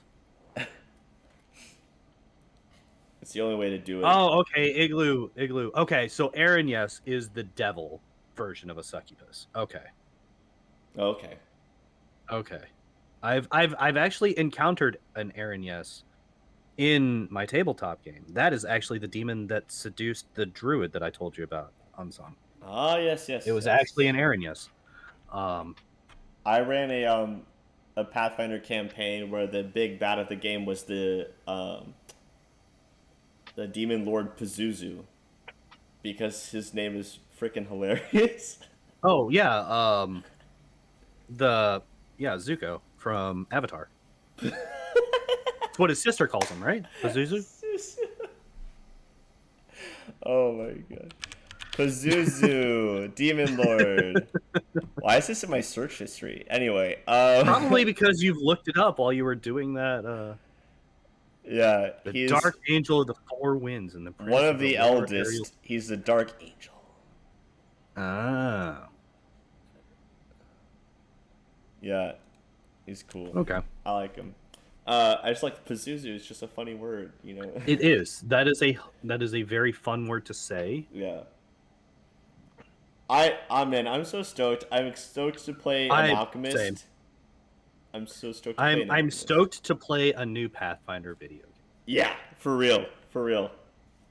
I've been doing the Kingmakering for a while now. I'm ready for a new one. Yes, I'm gonna be playing like all tomorrow night into the morning. It's gonna be like as long as I can, and then Friday night, same thing. Most of Saturday, a lot of Sunday, and then beginning of Monday. Yeah, just show off. Just show off some more. It's gonna. I can play tomorrow night, and then I can't play it again until Tuesday. I'm just doing it as much as I can, and then after next Monday, my schedule's gonna go back to normal, where it's just 7 p.m. every night, and but I'm doing it every night instead of just Tuesdays and Thursdays this time until Wrath is over. Yeah. So I'm excited. Yeah, but like the other side of things is like I said that I'm really looking forward to a new Pathfinder game, but I'm also like I kind of want to keep running Kingmaker and try and get that sub 3 hours. I was real close last night. I got 3:03:53, man. That's less than 4 minutes away. 4 minutes, and I could get a sub 3 hour Kingmaker run. I was so close. It's definitely doable. It's difficult, and you have to get lucky in some things, but it's definitely a thing that can happen. So I might do some Kingmaker runs on like Sundays or something. I don't know. You can keep doing it. Just Yeah. You just won't. I don't have time. I don't have time to do that. Oh. Apparently that link. So sorry for those of you in my chat. That will eventually be. I don't actually know if it will pull up for anybody else. Yeah. So that link won't actually be active until about 5 a.m. today. My Moobot just put in a link to my the run that I had last night. It's not actually published yet. I did not expect to be. I kind of forgot that I set that command up today. So that link is to my PB. That is to my current Pathfinder Kingmaker world record, actually, for 3 hours, 3 minutes, and 53 seconds. If you want to check it out, you can click the link and then refresh it tomorrow, and it should work. But otherwise, that link should show up again tomorrow in my stream as well. just to let you guys know why that link isn't working yet. It's because I goofed. We done goofed. I forgot I set that up today. So people wanted to go over some build stuff. We've kind of touched on some build stuff already, but if anyone in the chats, either chat, has any questions about what we want to do in the game, or like build stuff for Kingmaker or Wrath in general, or anything like that, this is the time to ask. We're definitely happy to answer questions. The mythical video is like 11 minutes straight, so I don't know if we'll actually decide to watch that one. Yo, yeah. Rogan Bald, thank you for the raid with 16 people. What's up, Yo, guys? what is up? So just gonna go over again because it's been another 20 minutes or so. What we're doing here tonight, we're just going over a bunch of the different trailers and other items that have been released for Wrath of the Righteous. Yeah, Wrath of the Righteous. They have no righteousness. They're the righteous. They have no righteousness. They're righteous. Yes. God, that's a thing that was said. So all of this stuff is completely new to me. I've kept myself fairly blind to all this stuff coming into the stream tonight. Oh, I forgot about this companion. Delamere looks undead. Yep. Looks undead to me. Oh wait, is that one of the spider people? Yeah, she's a mongrel like Lan, but she just has a different mutation. Okay, cool. Here's the sword. Okay. Finian. Nice. Yep. The release time is 11 a.m. Central Standard, which is in about 10 hours and 20 minutes now. Yep. So we got a little over 10 hours before the game is released. We're not quite going for 10 hours. No. Just so you guys know. No. We're not gonna be live until release. I've got work. Yeah, I have sleep that needs to happen. We originally thought that it was going to be a midnight release. We hoped for anyway. Yeah, we were hoping for a midnight release so that we could talk about it for a while and then go into gameplay, but that just didn't happen. Yep. Yeah. So we're just kind of chilling, just watching over some of the trailers, going over some of the info, shooting the shit. kind of. Yes. We're just kind of hanging out and talking Pathfinder, Kingmaker, and Wrath of the Righteous. Yeah. Terrence, hello. Glad to have you, my dude. Thanks for the happy birthday. I was about to tell you that back, but that's not the case. Although your birthday was recent, so happy recent birthday. Yeah. Veo Spielsplat says, "Are you going to keep the classes pure for the companions, or will you switch their classes around?" It honestly depends. I like multi-classing, at least to get people into prestige classes if I can, because I think prestige classes are fun. But I generally keep them at least along the lines of what they're doing, because otherwise it's a level wasted, and I hate that to no end. Yeah. I was not a fan of Octavia when I first started playing through Kingmaker because I underestimated the value of Arcane Trickster. And so I just leveled her up as a wizard. Also, Ryu, for those of you in my stream, this is not actually me controlling the it's the window. Yeah, this is all on UnsungNPC stuff. I'm just restreaming. He's streaming to me and I'm streaming to you guys. That's kind of why the quality is a little bit lower, is because it's going through multiple whole things. But what you asked was, can Camellia be built into a main healer for the party? So could you check on her?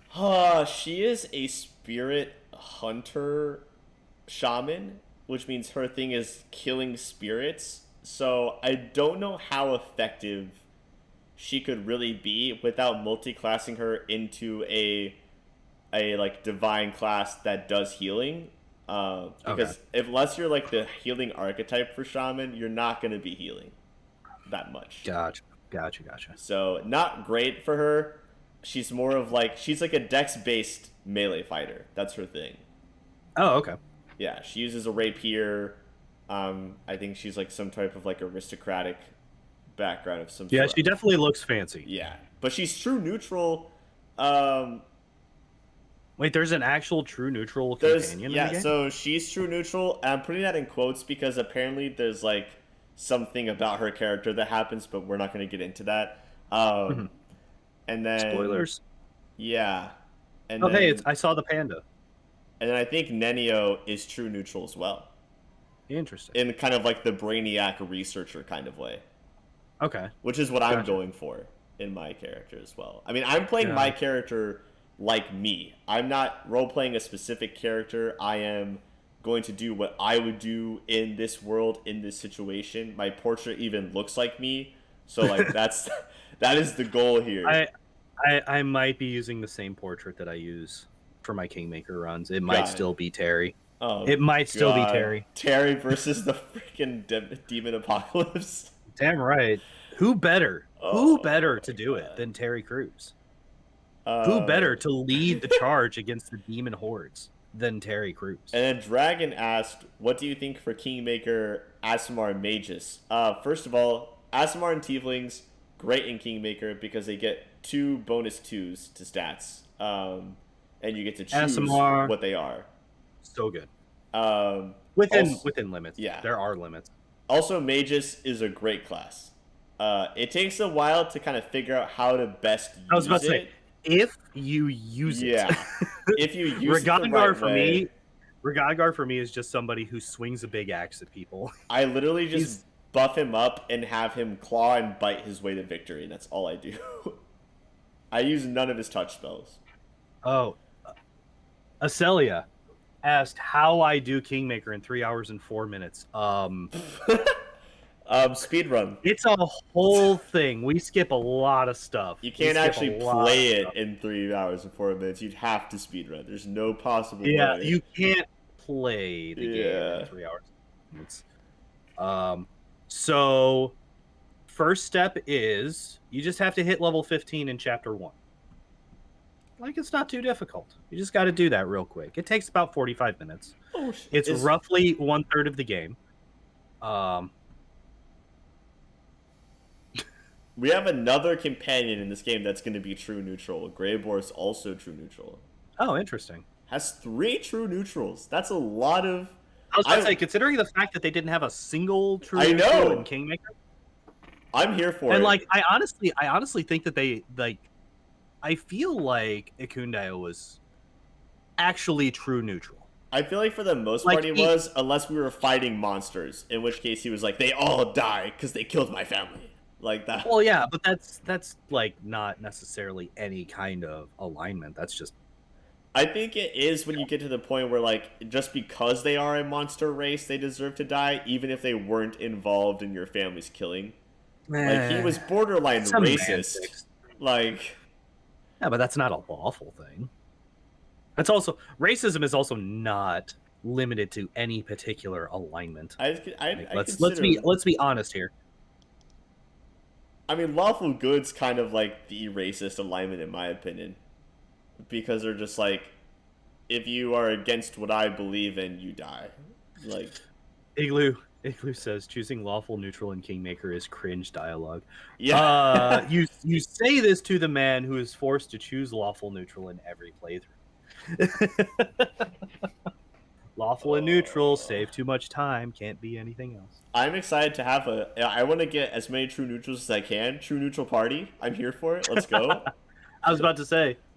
We only care about certain things at certain times, and it's whatever we want. That's... I was about to say with you. Oh God. What time is it? It's almost 1 a.m. It's way too... I was thinking, I'm like, maybe I should grab a coffee. No, because I would like to eventually get to sleep. Woljif.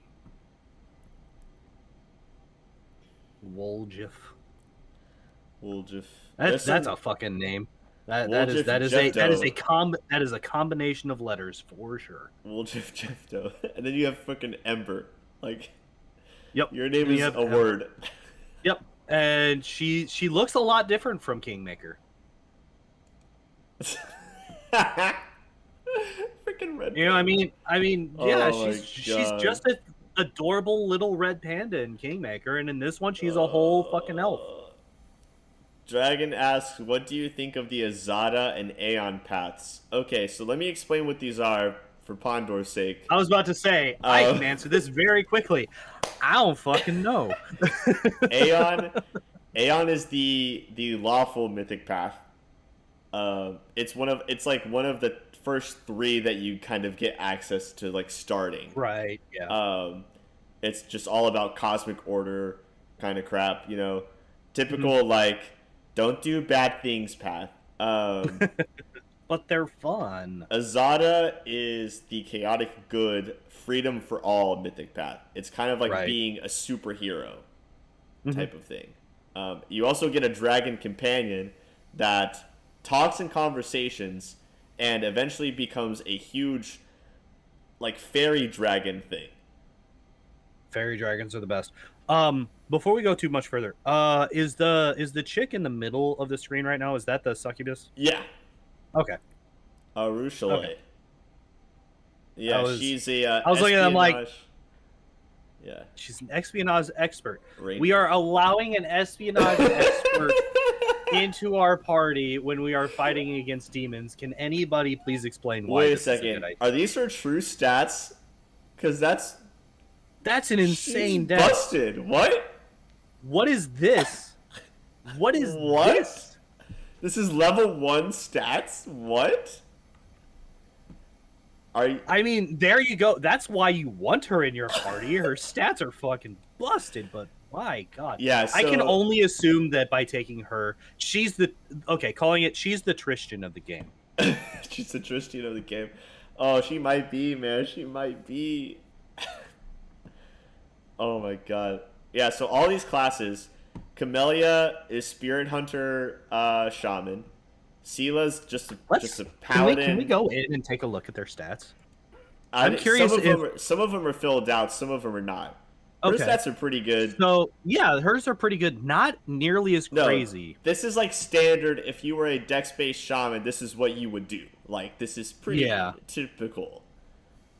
Spirit Hunter. High charisma though. That's interesting. It says hidden alignment in beta set as neutral. Find out through personal quest. Okay. Is Lan a satyr? No. Leon is a mongrel. He's a mongrel. Yeah. He's like what? Half lizard person, half goat person. Yeah. So you got lawful not good. Quite a satyr. Lawful good paladin of Iomade. I mean, stats are whatever, like pretty standard paladin build here. Yeah. I'm not looking forward to having. She's probably my least favorite companion out of what I've seen so far, to be honest. She's also paladins are so good. But she's like, she has this attitude of like, we can do anything we set our minds to, and I'm just like, girl, shut up. That's not true. Sometimes you just suck. There's nothing you can do about it. It's fine. Lan, lawful neutral, monks, and archer. Here's his stats. Pretty good. 17, 17, 14, 11, 17. Like, he has a lot of 17s. 7, 7, 7. Like, 9 charisma for being a mongrel is pretty generous. You know? Ember is a stigmatized witch. She's neutral good. And she's got, like, pretty good charisma and some dexterity, and then... Oh, you know, whatever. I'm okay. So I'm assuming that the stigmatized witch plays off of charisma, not intelligence. Then it seems that otherwise, way. Yeah. Otherwise, she's garbage. Yeah, it seems that way. If she plays off of intelligence, not charisma, she is garbage. Oh shoot! My boy Sam is in the chat. He says, "I'm gonna roll up an all beastman, all rogue party." Oh, Jesus. I don't think you can actually choose the mongrel as a playable race, but man, would that be cool. But hello, Sam. Also lovely to have you, my friend. I have missed you since the weekend.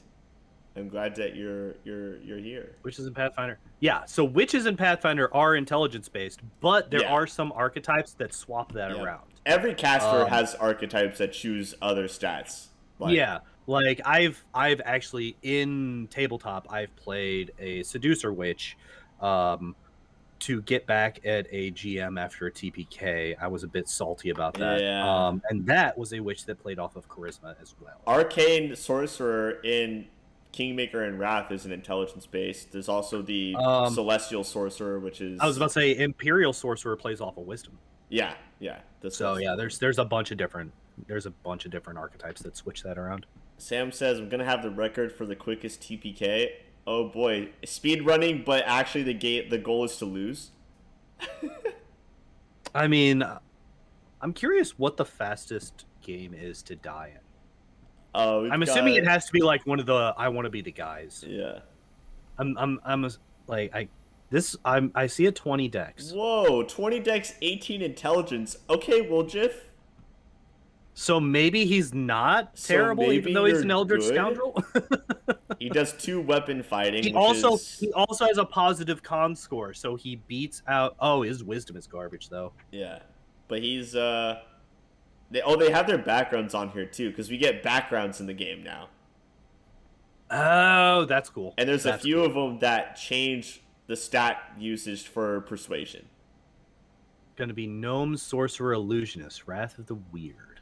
Hell yeah. The weird. Oh, there's a special archetype for gnome that's called it's a phantasmal mage wizard, and it's all about illusion magic for gnomes. Interesting. If you want to try that out. Darren is a oracle. He's neutral evil, Asimar oracle, life mystery. So he's here to heal. Okay, gotcha. Powerless Prophecy is my favorite. The initiative bonus from Powerless Prophecy is ridiculous. Isn't it like... Okay, so I don't know it. Oh, that's his Oh, he's an oracle. Okay. Yeah. Took me a second to process all this. Powerless Prophecy is great. For a healer especially, having that high initiative is pretty solid. Does he have a 20 charisma? 20 charisma. I mean... Jesus. Yeesh. I mean, okay, so... His 7 strength, though. Yeah, but fuck strength. He's going to be tired all the time. I have 7 strength in the speedrun. None of my physical scores are positive in the speedrun. 7 strength, 8 dex, 9 con. Yeah, I'm not a big strength guy. I dump strength all the time. Unless I am a melee character, I dump strength. Social is a cleric of Shaylin. Neutral good. Uh-oh. Good domain. Valerie's gonna come for her. Good domain and charm domain. I like charm domain. I hate the alignment based domains, to be honest. I feel like they're very underwhelming. Yeah, they're very, very limited. Yeah. They're good for when they're good, but the vast majority of the time they're just 19 wisdom, 14 con, and 16 strength. Sounds like a frontline cleric to me. And a 14 charisma, so she does get bonuses on her It's a dude. Is it? Yeah. Oh, okay. This is the gay romance. Oh, I was thinking for whatever reason I had in my head that it was the paladin. Ah, right, Sela. Yeah. They both are religious. Regil is our gnome Hell Knight. He's an armiger fighter and a Hell Knight, and he's lawful evil, and apparently they don't have the stats for him yet. Boo! But he uses a gnome hook hammer. That's like his weapon of choice. From what I've seen. I'm ready for him. Ascendant classes seem very unbalanced going by some YouTube thoughts. What? I don't know what ascendant classes are. Someone in my chat says, from what I've seen, the ascendant classes seemed very unbalanced going by some YouTube thoughts. The feat that lets you use int or dex as your damage fighter are basis of Sword Saint Duelist.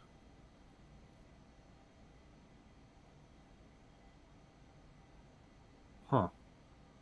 What was the question? Oh, your damage modifier, not your damage fighter. Gotcha. Okay. I was okay.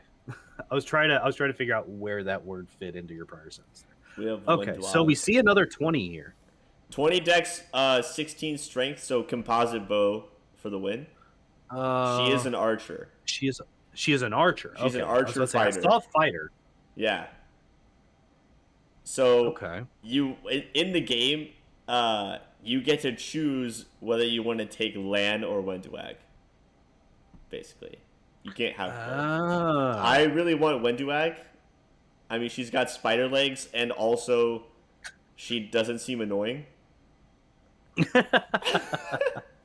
Like good reason. Honestly, good reason. She's gonna become my Jathal. She's gonna become she serves me because I'm more powerful, neutral, evil character. Okay, so when I mentioned the Ascendant classes, he was talking about the mythic. That's what I thought. Yeah, the mythic paths. Yeah. Mm-hmm. Well, they're supposed to be unbalanced. They're supposed to be busted as hell. Yeah, that's the point of them. So you can go up against demon lords. This game, I'm actually gonna see. I'm gonna play around with my thing to see if I could set up a timer. So I got asked again, when is this game releasing? This game is releasing at 11 a.m. Central Standard, which is in about 10 hours. Yes, yes. It's gonna be crazy. We have Nenio, who is our true neutral scroll savant. Yeah, no problem. Illusion specialist, drops abjuration and necromancy. Countdown. Pretty standard. I'm sorry, wait, what? What happened? Nenio's our human scroll savant mage, okay. Illusion mage, drops abjuration, drops necromancy. Pretty high dex and intelligence, kind of like standard mage build. It says human. I've also seen people play where Nenio, like they've shown, like Alcat's played where Nenio was a kitsune. So I don't know what the actual truth is. If that was just for the beta to see what kitsune was, but okay, gotcha. I have no idea. Display capture, add source. Dragon, a scroll savant is a wizard who gets to end up using all of their own stats and caster levels for scrolls instead of whatever the scroll says. So they're more powerful. You can use like lower level scrolls at like a higher level. That's the benefit there. Here we go. Sam, I'm in the midst of adding a timer to my stream. yeah. Sam, need my physical copy to arrive soon? Yeah, you do, dude, but you're going to be gone when it arrives, aren't you? Because you're leaving, like, what, tomorrow? I'm going to be playing without you. And you're not going to be able to play till you come back. But you'll have a good time, hopefully. I'm sure you guys will have a blast. 350. There we go. And we'll do 700. Bit too much. 600. Now, I don't know anything about 50. Delamere. Alright. Apparently, neither do the people at Vextra Life, because Delamere just says Ranger, Undead. Hooray! We have a timer on the stream. Yay! Later today. This timer is not exact. It is a rough estimate. We have roughly 9 hours and 58 minutes. Heck yeah. So here's all we know about Delamere. Undead Ranger. Oh god. This is it. So I just realized why that isn't gonna work 100%. I need to bring this down here. There we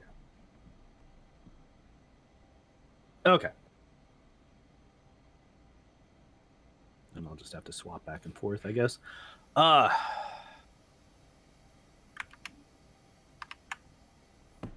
right. So this. Okay. So I'm fully back. I'm fully back. Woohoo! So it looks like this guy. True neutral slayer. He's just here for the job. Okay. He's a dwarf. And no ability scores. No ability scores from what we can see. He's a dwarf. The dwarves in Pathfinder do not look like dwarves to me. Or at least this guy does not look like a dwarf. He's a very handsome dwarf. I was about to say, most dwarves don't trim their beards like that, so... Dragon says, wonder what the romance options are for the undead. I know that for a fact you cannot romance Delamere. That's not an option. Boo! No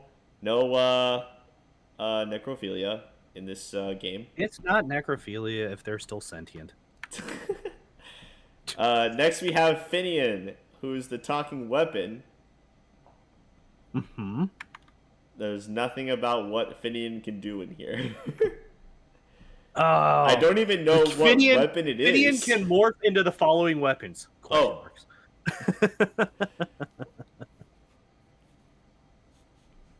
Oh. Hey, Video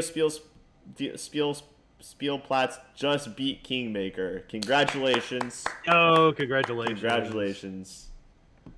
Now, did you get the perfect ending? Because if not, then you didn't actually beat the game and you got to go all the way back and do it again tonight.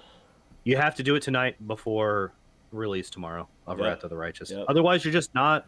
It's just not a valid run. You just gotta go back. So, woo. Angel and Demon and Aeon are all kind of handed to you. Mm-hmm. Azada is able to get Trickster, Lich, all of those. Gold Dragon, there's a specific thing to do. Swarm that walks, specific thing. Legend, don't do anything. Then Devil, apparently you have to be Azada or Aeon first. Aeon I get, because it's lawful. Azada is interesting, because Azada's like chaotic good. Yeah, it's literally the diametric. Maybe it's like betraying it, in a way. Maybe? I also wonder, or maybe it's just like, so you have like you're going in like the realm of the divine, and that allows you to meet whoever it is, whatever devil it is that gives you this power.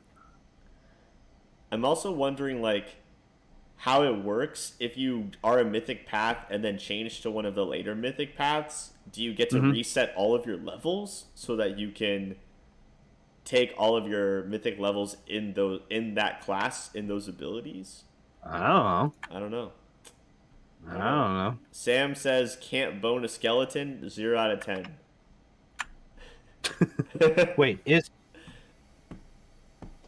so I think I was trying to set up the timer while you went over the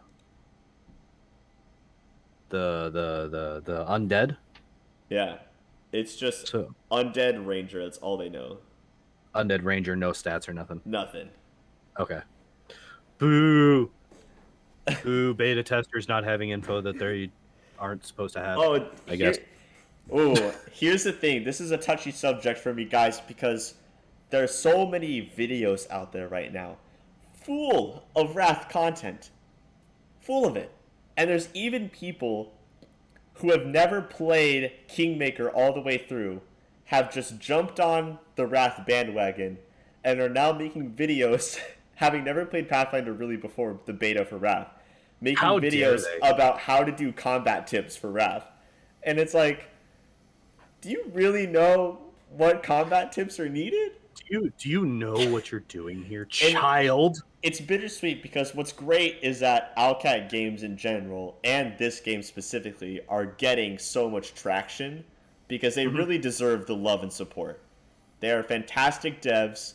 They really care about their players and their game, and it's fantastic to see them becoming so popular. But it's also it was a thing that all of us were kind of in on before, and now it's becoming bigger and bigger, and all these people who've never played Pathfinder in their lives are jumping on it, and it's whoa, there's so many more people involved. It's it's one of those situations, but I'm super excited for all the new players and all the new fans. I think it's going to be awesome. I'm excited because for sure, my content hinges on new people being a part of these games. So and dude, I've already hugely benefited from this. I posted on the Reddit not my most recent one, because the most recent run that I have was just over 3 hours. It was the one before that, which was a 3:17, which is still pretty close. And suddenly my YouTube channel went from having 400 views to 1,200 views. It quadrupled the number of views and watch time on my channel, which is awesome. Which is incredible. I was not at all expecting it to blow up like that. I've done it a couple of times in the past, and I would get like I would get a lot of views on those videos, but like I was not at all expecting to, like I said, quadruple my watch numbers from that one, or it was 2 posts. But because of Wrath coming out, everybody's got their eyes on those, you know, on the Kingmaker stuff, the Reddit stuff, all that stuff. Yeah. I'm just basically kicking myself because it's like, I wish I could be one of the people putting out Wrath videos up until this point, like other people are, because I am one of the more experienced players for Pathfinder. But I didn't get the beta, and even if I did, I would just rather do stuff for the full game. Yeah, I've definitely played betas before where I played the beta a ton and I loved it and I thoroughly enjoyed the game, and then I put it down because I got done with everything that was available in the beta, and I never picked it back up on release. And because of those experiences, I don't play betas anymore. Yeah, I don't want to get like, spoiled. no, I'm just gonna wait. I'm gonna wait until it's done, and then I will just go in and enjoy it. Like tonight, where it's basically completely blind. We're pretty close to it. That's the goal. Yeah.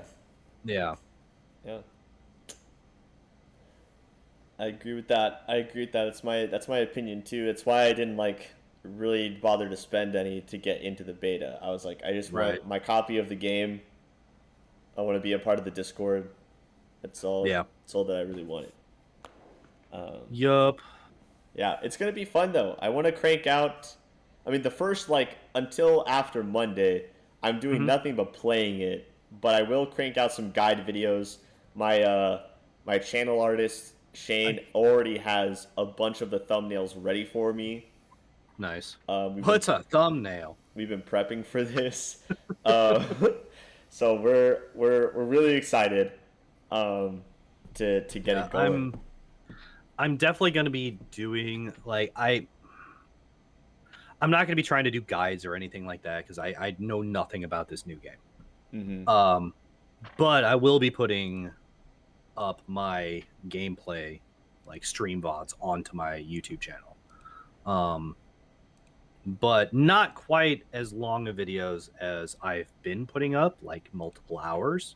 I'll probably chop them down to like 30, 40-minute chunks and put them up. That way I can actually have consistent content to put up on my YouTube for a long time coming. I don't know why it's like there's like this white highlight over it at all, but this is my portrait here. There's a guy named George84 who made the character here based off of a picture of me when I really enjoyed that, and then Shane stuck the background behind it, and nice. This is my alchemist here. It's your alchemist, huh? In his lab/library. God. So I just realized if I'm gonna make my character a lich, I can't be Terry Crews because I'm not gonna do that to Terry Crews. So I'm gonna have to find somebody else that I'm okay with making a lich out of. I have another portrait of me in a different alchemist garb if you want. Nah. I'm probably I'm probably gonna find some like stupid shopped picture of some other celebrity. Like somebody just said Vin Diesel in my chat. Maybe. I could maybe see Vin Diesel being a lich. I mean, there's portrait packs on the Nexus. Of but portraits. I downloaded one of them and they had a whole bunch, but none of them are as fun to me as like I'm just gonna put a celebrity into this game and this is gonna be my character. Oh my god. And like I could see Vin Diesel being a lich. Like he's already done Riddick, and that's like almost a lich. Not really at all, but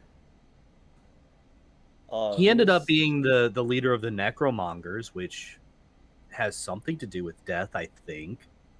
I know they kill a lot of people. What about Bruce Willis? Bruce Willis. Oh my god. What about Bruce Willis? He'd be a terrifying lich. I mean, to be fair, any of these people would be terrifying. Anyone would be terrifying as a lich. Are you kidding me?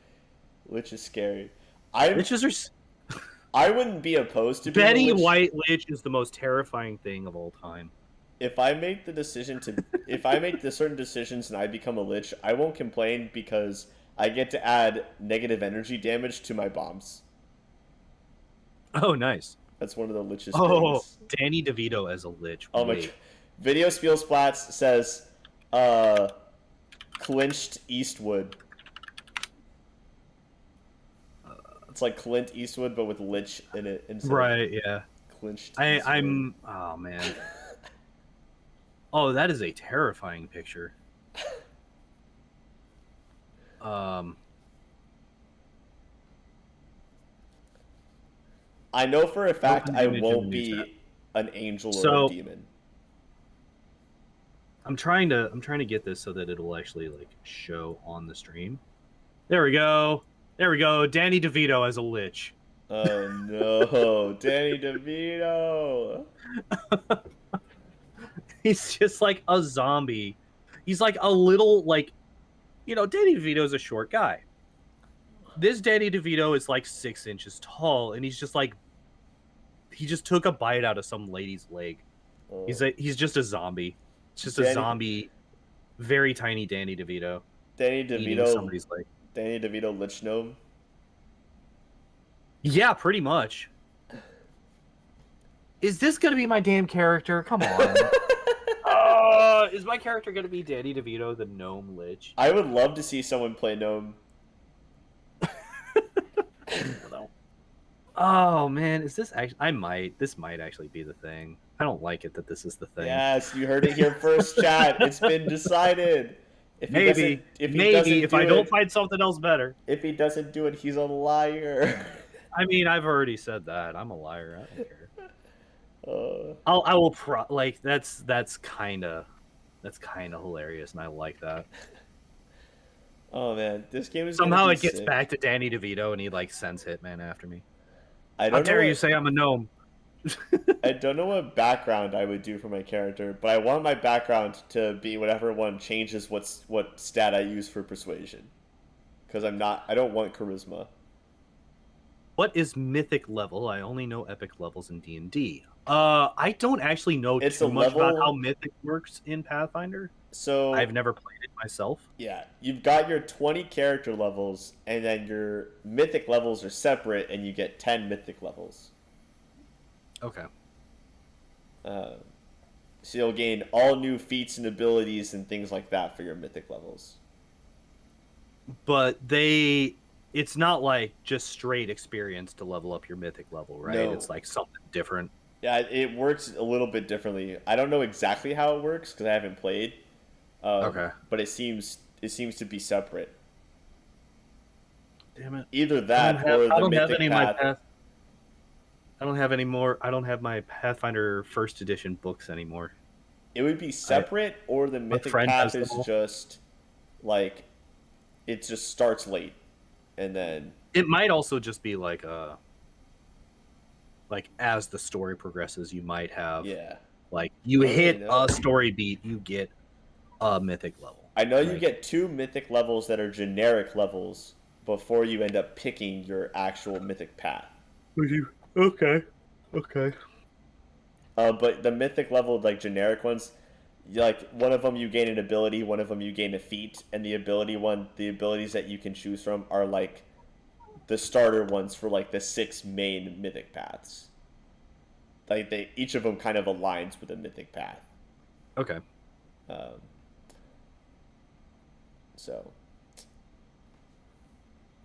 Speaking of mythic paths, didn't you have a video pulled up for those? I did. It was 11 minutes. I'm happy to watch it if you want to.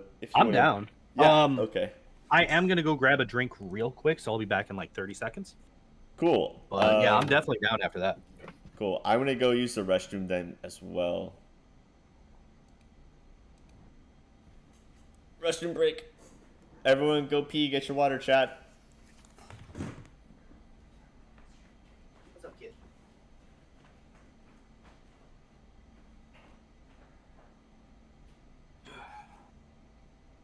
I have a drink. And I have returned.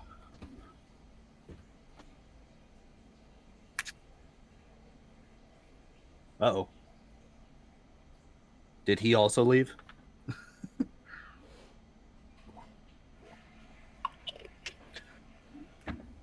Mythic levels in first edition Pathfinder are gained via trials. Ah, okay. So he took a break as well. Okay. Ochre Lord, thank you very much for the follow. I appreciate that. Hey. I've got Snickers. Oh man. I haven't had a Snickers in a long time. I love Snickers, but they're not good for diets. It's the only candy we really eat. Like, I don't eat a ton of sugary food or anything, so I eat Snickers occasionally. And, I mean, chocolate's better for your teeth than fruity candy because it washes off in your mouth, whereas fruity candy gets stuck on there forever. Yeah. So. Yeah.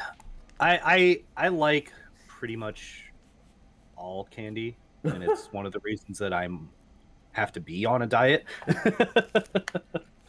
Is because I ate too much for a very long time. I didn't eat enough when I was younger. My doctors were always concerned. But it's because my parents always gave me food I didn't like. I was always around 180 pounds growing up, and then I got into working at UPS as a loader, which dropped me from 180 down to 150 in like 3 months. Like, I lost 30 pounds in 3 months. Dang. And then I gained all of that back, but it wasn't fat anymore at this point.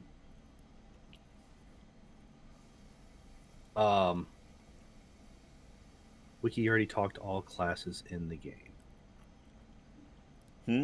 Okay. Just message in chat. I forgot what I was talking about. Oh, me losing and gaining weight. So I loaded at UPS for 9 years, and then my back quit, and then forced me to also quit. And I started working at Pizza Hut, and I kept eating like I was still working at UPS, but I was no longer doing all the exercise that you do at UPS. And anybody that has done sports for a very long time will tell you that that is how people get fat. I ballooned from 180 I got up to 245 pounds.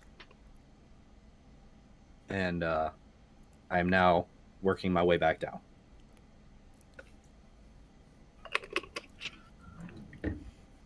Apparently that's like a really big thing in like a lot of like professional athletes and former Olympic athletes and all that stuff, is like after they retire from the sport, they'll still eat like they're still doing the sport, because you need a lot of calories to be able to do that. Yeah. And that's why a lot of former athletes balloon really quickly after they retire. Yeah, I can see that. Bye, Spiels Platz. Have a good work. Have good work. Thanks for stopping by and hanging out with us. All right. I was about to say, we want to just jump into this vid. Heck yeah. All right, let's do it. And like, if we want to stop and talk, like, we don't have to watch the stream. Also, I have this video playing 3 times on 3 different monitors right now. This music, though. I'm so here for the music. My name is Alexander Mishulin. I am the creative director for All Cat Games, and we are here to talk about Mythics in Pathfinder Wrath of the Righteous. Mythics is an enormous pillar for this game. It changes the way you play your hero throughout the game and gives you an enormous amount of choices, both mechanical and story-wise. And it also ties into the Crusade. You will be leading an armies to vanquish demon forces, and Mythic allows you to choose which forces you will be leading into the battle. It started quite long ago when we were thinking what we will do. Video next. sound is very low. We were playing several. Can we pause the video for a second? Yeah. I don't know. Let me pull up. I don't really want to raise the volume level too much. Hey, Marker. Thank you for letting me know. I don't know if we just wanted if you want to just like bump the volume up on your end. I bumped it up a little. He is talking a little bit quieter in the video as well. Okay. If that's affecting it, where the voiceover on other videos has been louder than he is for sure. Okay. So that could be part of it. Right. Yeah, I can bump it up a little bit. Yeah. Maybe just like a little, and then we could just. Is there closed captioning on it? That might help. Yeah. It might not be like exact, but it might help. Yeah, it would be close enough for sure. Yeah. So that should help. Cool. And then I was gonna say, I remembered that on the Ask Me Anything, I like read into that and like everything, and someone asked about future like Pathfinder campaigns being turned into games, and they were talking about how like something like that. What? I did see something like that as well. Yeah. Yeah, they were talking. I didn't see their answer though. Their answer was like that, like about half the team is like loving Pathfinder and half the team is like, okay, we're done with Pathfinder. So it'll be interesting to see what they end up doing next. Right. Maybe they do a second edition thing. Maybe Pathfinder. Maybe we go into Starfinder. I've never played a Starfinder game. It's really good. It's basically like Pathfinder but in space, and I would love a good sci-fi CRPG because I really just don't think we have one, to be honest. That I feel is a very safe assumption. So I feel like that's not. Yeah, it's not a common thing for sure. It would be awesome to have one, and it's in like it's a part of the Pathfinder timeline. Right. Yeah. So. So I do want to comment on something that I've seen already in the video. The overworld map movement. I've mentioned this a couple of times in my streams. I really wish that they wouldn't lock the camera to your token as it moves. Oh, and I noticed that when they showed it, the camera was locked to the token. Because like when you're moving halfway across the country, like watching the token doesn't really do anything. But if you can move the camera, you can go and like look around the map. You can see like if there's little nodes, like those little resource nodes, see if you can't find one that you haven't found yet and all that stuff.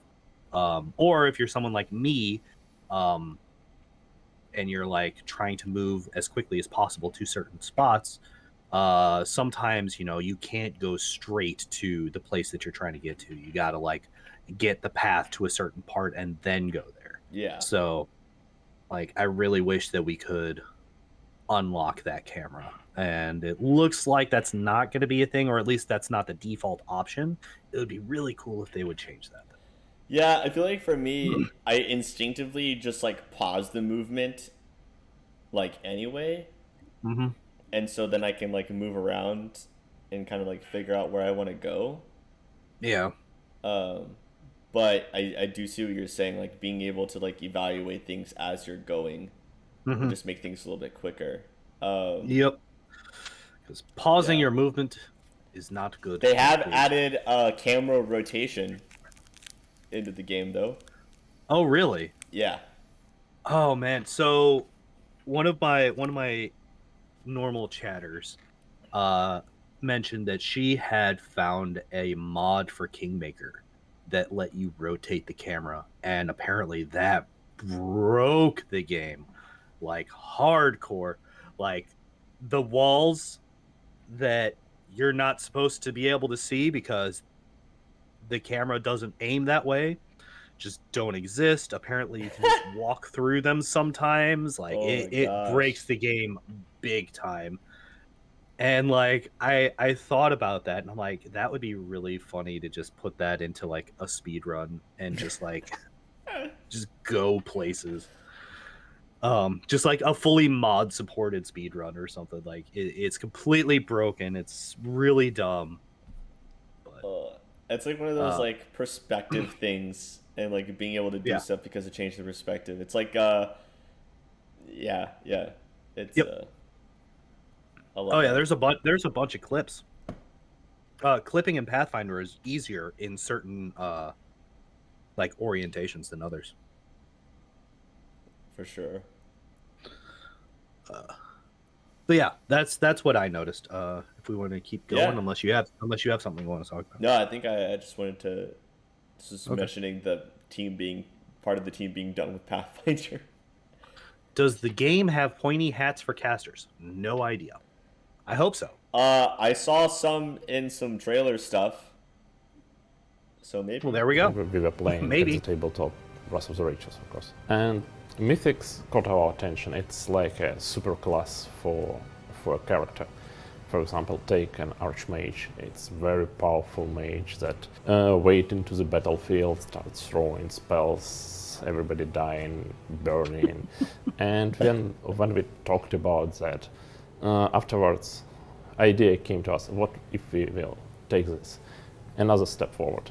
Like, what is the most powerful mage or the lich, powerful necromancer, that go into the battle with a horse of undeads, beating their command?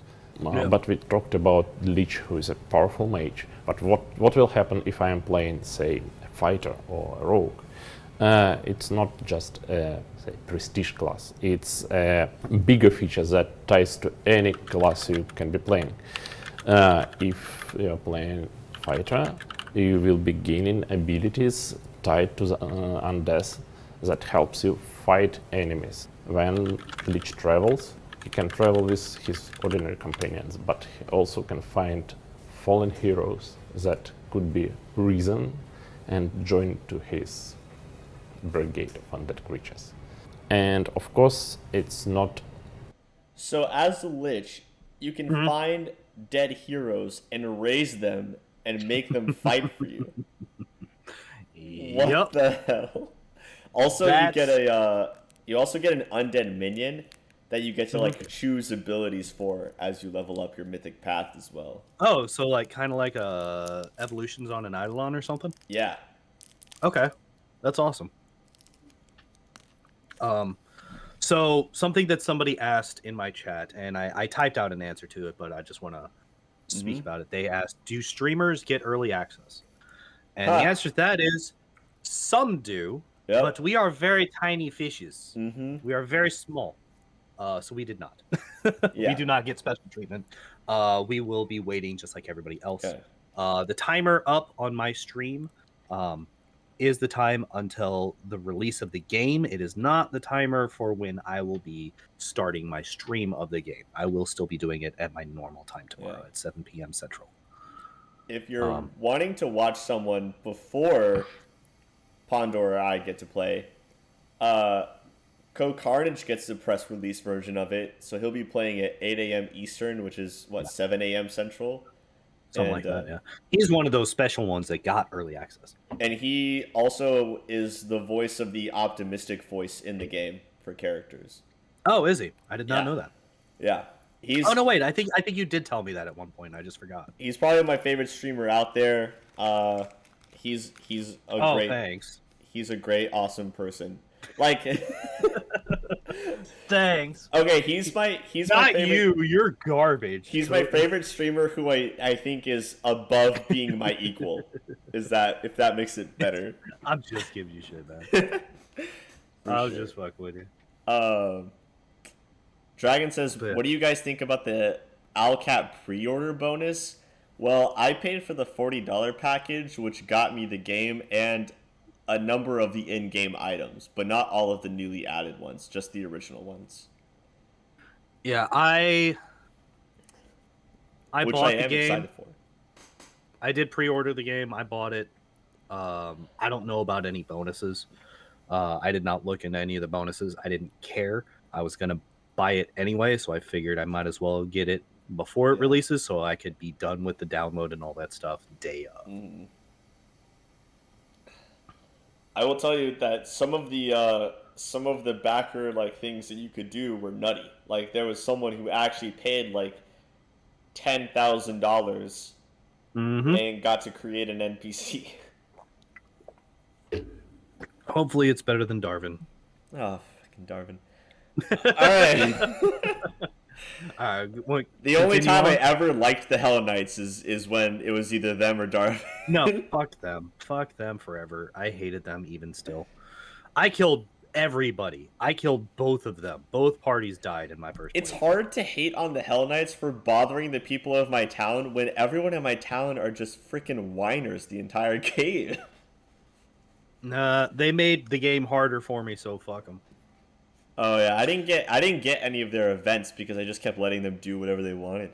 I was just like, oh no, like I got dinged a lot for a lot of points. Yikes! In my kingdom from those guys. Yeah, they can go to hell. They like it so much. But yeah, let's go. Only about spells, abilities, mechanics. It's also about a story. As we go into the dark magic more and more, some of the companions start to argue about our decisions and probably will even leave our side because they just cannot stand our decisions, leave our side, choices, and our magic and our undead minions. Being mindless so the minions Lich was the first idea, but who else will be fighting the demons? Dinosaurs. What other choices player will have? Most obvious one is Angel. Angels are great at fighting demons, and angels are just a logical way for, say, a paladin or some cleric to go into.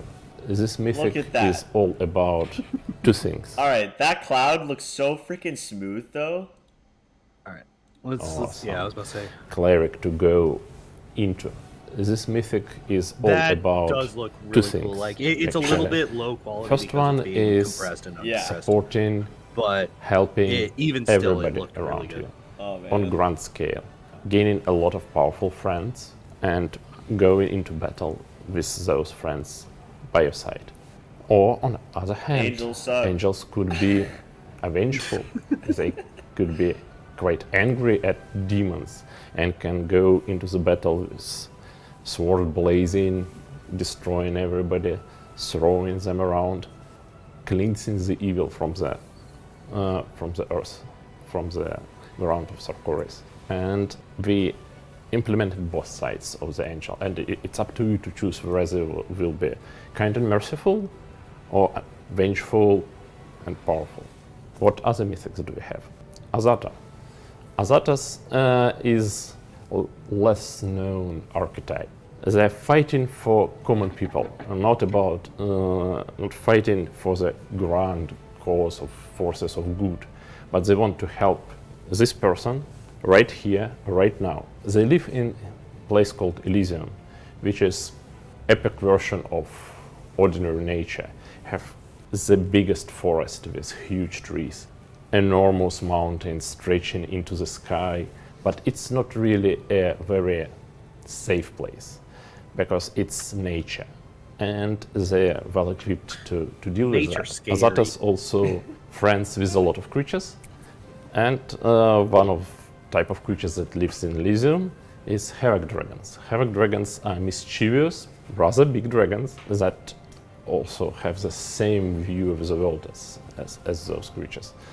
So when we make our first steps on the Azata way, small Havoc Dragon just joins our side. She is cute, very talkative, like a lot of talking, and very curious, and also enjoys sweets. As you grow in power, she will be growing in power as well. You get a dragon animal by the end of the game, we will be and going into the battle with with kind of bardic huge song Havoc Dragon full of powers, with powerful breath, powerful spells, helping you. On the other hand, we have Aeon. Aeon is a cosmic judge of balance. It's a dragon that casts magic. Hold the fucking phone. You get a... That's basically another party member. Yeah. That's basically another full power... Wait, does it take up a party member slot? Can you go back and see if it takes up, like, a slot on their party member list? Like, when they're in combat, does it show their... No, it's not showing the portraits down there. Oh, damn. But I don't think that it does. Because if it does, then that's still cool, but it's not as busted. if it doesn't, and you get another full powered, basically another person, that's insane. Yeah. My other question would be, if it isn't just an animal companion, what if you already have an animal companion? Do you get 2 animal companions? That's not unheard of in first edition. That would be Pathfinder. Insane. In second edition, they hate fun and got rid of the possibility of having multiple animal companions at once. But yeah, they have a whole archetype for having up to 4 animal companions, but you can only have one of them active at a time. So it's like, all right, well, fuck fun, I guess. But the Havoc Dragon. You can have a dragon companion, or okay, you can have the dragon on top of your regular animal companion. Yes. Oh. From chat. Oh boy. I mean, I could see myself being in Azada. I like chaotic good in concept. I just hate every chaotic good companion that I come across in these types of games. Kitten, I'm trying to lure a cat over here. Like they're not having any of it. He's just staring at me. Like Lindsay. Hate her.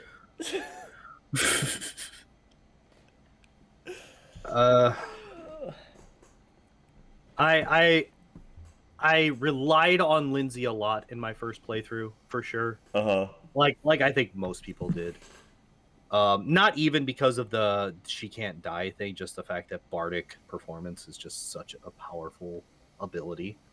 It is good. Like, it gives a competence bonus to so many things, and competence bonuses are very hard to come by. So it stacks with pretty much everything, and it's so good. This is true. You made somebody mad. It just wasn't good enough. You made someone mad with your Lindsay hate. It just wasn't. It wasn't good enough for me to keep her whining self around all the time. She survives in the speedrun. Dragon says his accent is very thick. Yeah, well, they're from Moscow, Russia. So yeah. These are not native English speakers. They are Russians, or maybe others from other countries around, but they're in Russia. So yeah. that would be why. Because in Russia and France, tabletop is huge in both of those countries. Is it? Okay. Yeah. That's cool. Yeah. I am a true American. I know literally nothing about any other country but my own. I have a handful of French viewers that tend to watch me play games. That's cool. Yeah. So it's interesting. I think next is going on to talk about Aeon. For the Lindsay lovers out there, look, you guys can love Lindsay if you want to. It is your right, okay? But I cannot take this happy-go-lucky, we can do anything we set our mind to, can-do attitude crap, because it's not realistic. Like, it's very two-dimensional to me. Like, she's just on all the time. And it's like, girl, chill out. We can't help everyone we come across. Sometimes we need to just rob their bodies instead. You can if you're not an asshole, and it just sounds like you're an asshole. I can't. Opinion. On the other hand, we have Aeon. Moving on. Aeon is cosmic judge of balance. They are about making everything right. Speaking of assholes, Aeon. No, not just right, like seems following the law of some king over here. So is Anima. The right on the cosmic scale of things. When somebody summoned demon to the Galarian, they already committed a crime. Demons belong to the abyss. They not belong to this world. So when you are becoming an Aeon, first thing you will be getting is special kind of gaze. You will be seeing through the characters and understanding that those characters committed crimes, some kind of crimes. You don't know which, but you can go and talk to them, and understand if those crimes are heinous enough to be punished. And as time goes, your power grows and you can find out even deeper secrets and deeper crimes wherever you go. That sounds cool. And your powers is all about neutralizing the effects of powerful creatures. You are very good at defense. Another mythic You are also that was apparently not able to so create obvious black but holes. interesting choice is demon. How Crusade will react to you becoming something they have to fight, and they're fighting for 100 years. And how demons will react to the new kind of enemy. So we tried to take this idea and go with it. Narratively, demon is about rage. Will you succumb to your inner rage and just do what it tells you? Or will you try to somehow control it and remain Wait, go back. stable, I missed that. I missed what you said. and do what it tells you? Or will you try to take Oh, you this just idea straight up murder somebody and and go pull with that it? off. Narratively, a demon main is general about NPC in the rage. game. Will you Oh, okay. succumb to your inner rage and just do what Surrender. it tells you? Or will you try to somehow control it and In front remain of the War more Council. stable, I will say? And this Fucking theme goes zero throughout the shit's given. whole demon part of the story, how it will control himself, how can If only how Ragongar to could find see us now. balance, how to find Yeah, really. or probably balance is a bad thing, and probably we should just go all out and just destroy everything in our path. And last but not least, Let's Trickster. fucking go. Trickster comes out from the idea that not everybody will take the whole premise seriously. Just see it as a joke on a cosmic scale. And what is your part in this joke? Are you the one who is telling this joke, or probably the who is on the bad side of the joke? Trickster abilities is all about the breaking force wall in different senses. At some point of time, Trickster understands that the world he is in governed by What? dice rolls. Everything there. And he's Trickster, he's good with cheating. Are you? So he will cheat That actually makes sense with the his whole way, nat 1 to nat 20 thing. in this world. When attack misses because dice roll showing 1, it will become a critical hit because the dice roll becomes 20. And if we are talking about Crusade, troops for Trickster are also quite strange. For example, one of the troops we will be selecting are based on very powerful but quite insane builds made by our players. For example, we have a special build that is great with folk art. Very quite uncommon weapon that is good at tripping enemies, and you can summon those guys because those guys are also very powerful. Not very typical, but it's not the way of Trickster to go usual routes. And there are some more mythics. When we were doing a Kickstarter campaign, Locust and Dragon were stretch goals, and we reached them, and we're very grateful for our backers for that. And of course they're implemented into game, but they're also integrated Yes. into the story rather heavily, The swarm. and it is very difficult to talk about them without spoiling how they work, when they become available. I could just say that they also drastically change your experience of the game. Some of them even in more ways than we spoke recently, Leech or Demon More Ranger. ways? Oh my god. So this is obviously not the point of this video, but something that I was like, wait, is that really a thing? Was how he pronounced that weapon, Falkard. I thought it was Fouchard. I've always said Fouchard. Oh, what? Like, I've always said it the same way. I've never heard it said with a hard CH sound.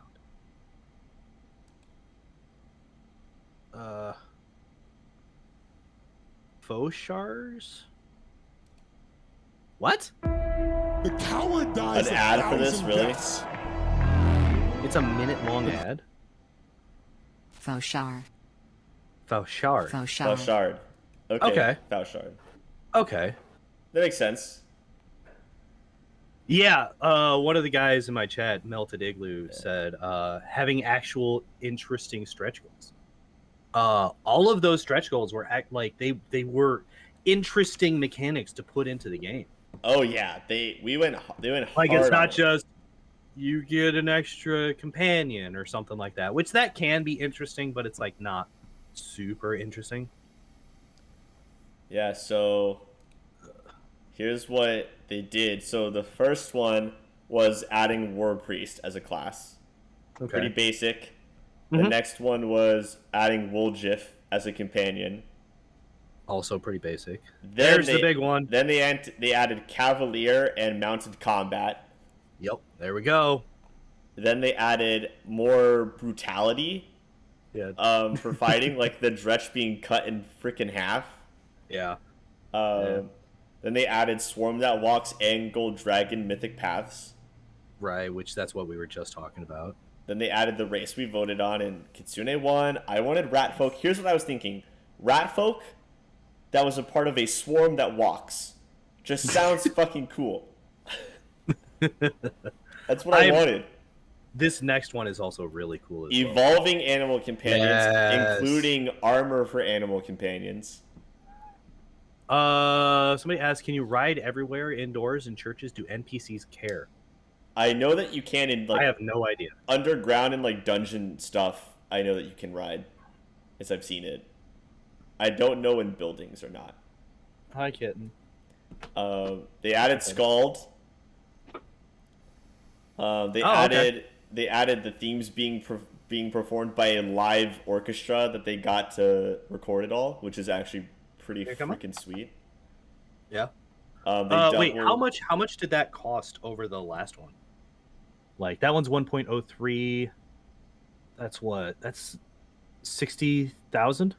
This is they had 985K and then the next one's Right, 1.03. right. I'm like the difference between them. I think that's 60,000. No, 50,000. Yeah. 50. Which is less than like these two. Is like right 70. That's I can kind of see that being a bit cheaper because like that is coding and like development time and all that stuff, whereas it's just like you hire an orchestra for a day to perform these themes. Yeah. Or maybe not for a day, I don't know how long. But we have a cat. Yep. We have a cat. We have a cat. We have a cat. John has joined us. Hello, cat. This is John. This is one of my cats. He is the one who is most likely to be seen on stream. And I'm actually kind of surprised that it took him 2 hours to get here. And up on the shoulder we go. But anyway. They added double reactivity for like the race and stuff like that. We have 9 hours and 8-ish minutes before the game releases. They added an archetype per class. That's cool. So there are 6 archetypes per class.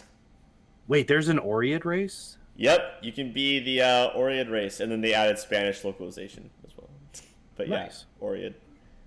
They actually have their own archetype too. It's the there's like a stone monk archetype.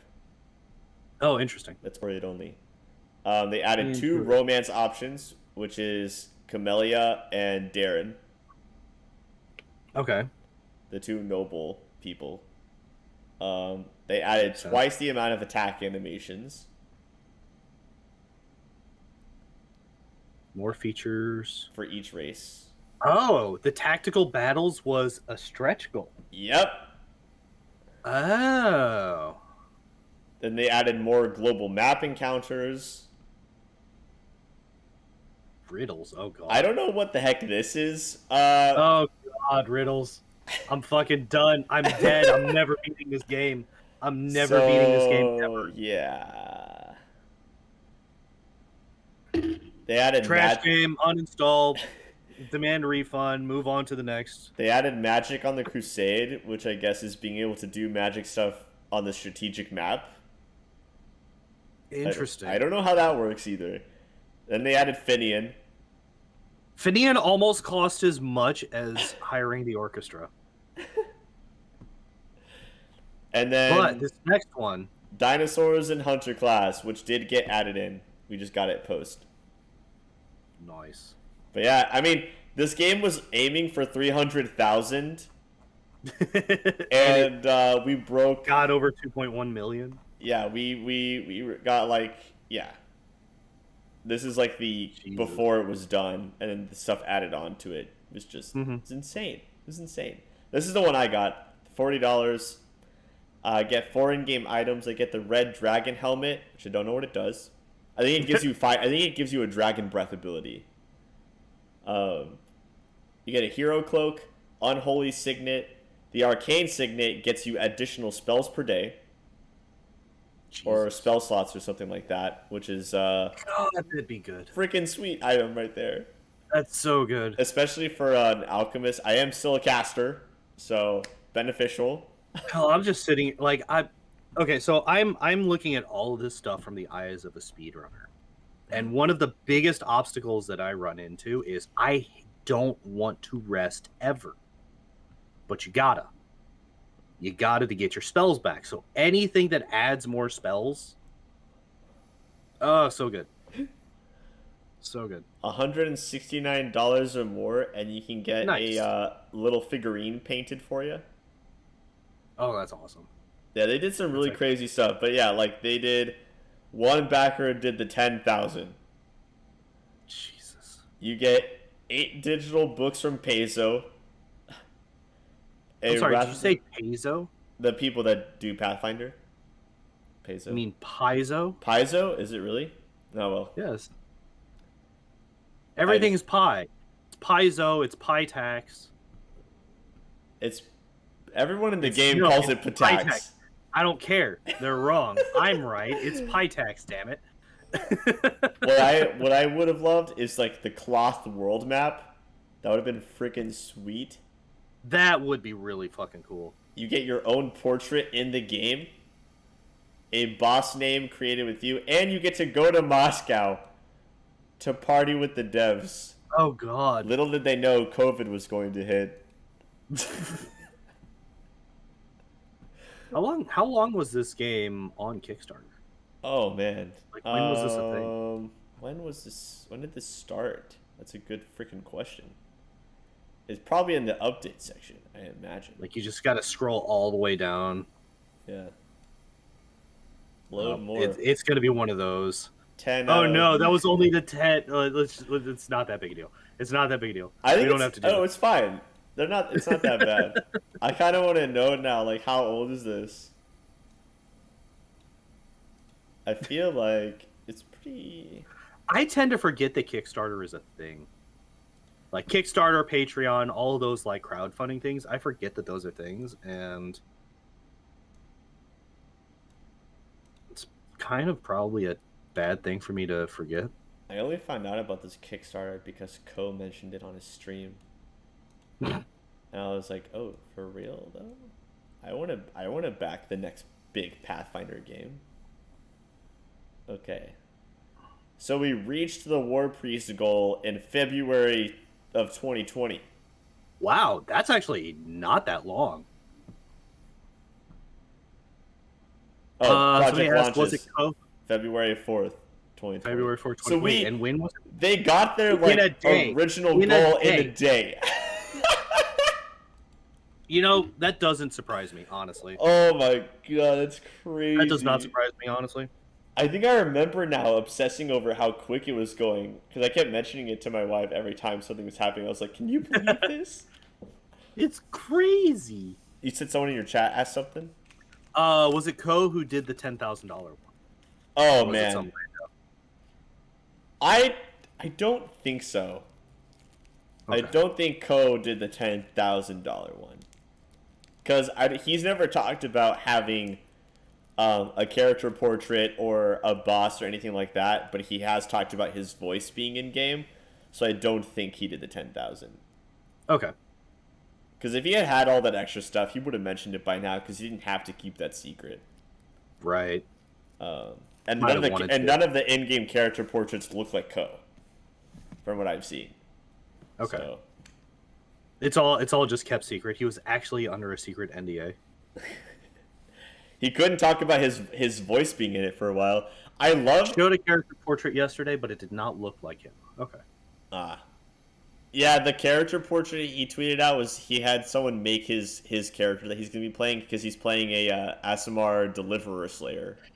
I think it's Iomade that he's doing. Okay.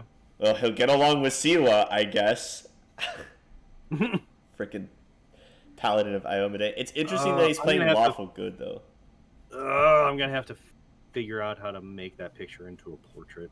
A freaking stupid picture of Danny DeVito. I'm wondering why my portrait that Shane made me is, like, brightened up. It looked like it was whiter than it should have been. I'll have to see what that's Contrast? about. Yeah, I don't know, because, like, in the chat... Contrast or brightness settings? Because, like, in the Discord where he sent them to me, they look fine, but when I open the original, they don't. I don't know. I don't know. I don't do the pictures. I don't really understand. Neither do I, which is why I have him to do it. Fair enough. Fair enough. Yeah. Uh-oh. The cat has left us. The cat. The cat left us. He heard his sister making noise in the other room. I'm interested now because they've talked about the other Mythic Pass having even more to do with the story and the changing of the world than the units. And that's like, ooh. And did they talk about the Lich? Yeah, that was the beginning. That was the beginning? Okay. Yeah. Oh, yeah. That's right. I was like, I know they talked about, like, the divine beings, devils, demons, angels, azatas, aeons, all that stuff. Mm-hmm. They hinted at the dragon and the swarm that walks. Yeah. The picture for the swarm that walks was super dope. I know. Like, if they're using Pathfinder, like Paizo art is always fucking on point. Like, it's always so good. It's one of the reasons that I bought so many of those books. I feel like Alchemist becoming a swarm that walks could totally vibe. I don't know. Alchemy and bugs. That works. Maybe. My incense becomes bug pheromones. They didn't talk about devil. No, they didn't. They didn't even mention the devil. Really? I thought they did. No, they mentioned like the demon and stuff, but not the devil or the legend, which is the absence of all of it. Oh, okay. Yeah, which is crazy. I didn't even know devil was in until someone was talking about it, and I was like, "Wait, you can devil's a mythic path? What? I didn't even know that." Yeah, that's super interesting. I do like, so the demon thing, what people need to know, if anyone's interested in being a demon, you need to know that you can only transform into a demon aspect when you're raging. It's like a rage You power. need to be a barbarian. Well, I mean, you get rage as part of the mythic path, but yes, yeah, you could do... I figured. It's just like, oh, shit, I went demon and I'm a bard. Oh, well, fuck my life then. But yeah, it's not that you get to transform all the time or anything like that. So just be wary of that when you are doing it. Just have infinite rage rounds. It's easy. Now, Golden Dragon, if I can be a Golden Dragon at all times, that is what I'm looking for. Now, is it better to be a dragon or to add a dragon to the party? Probably to add a dragon to the party, but chaotic good is not my thing. It's like people trying to be good and just going about it in like the worst possible way.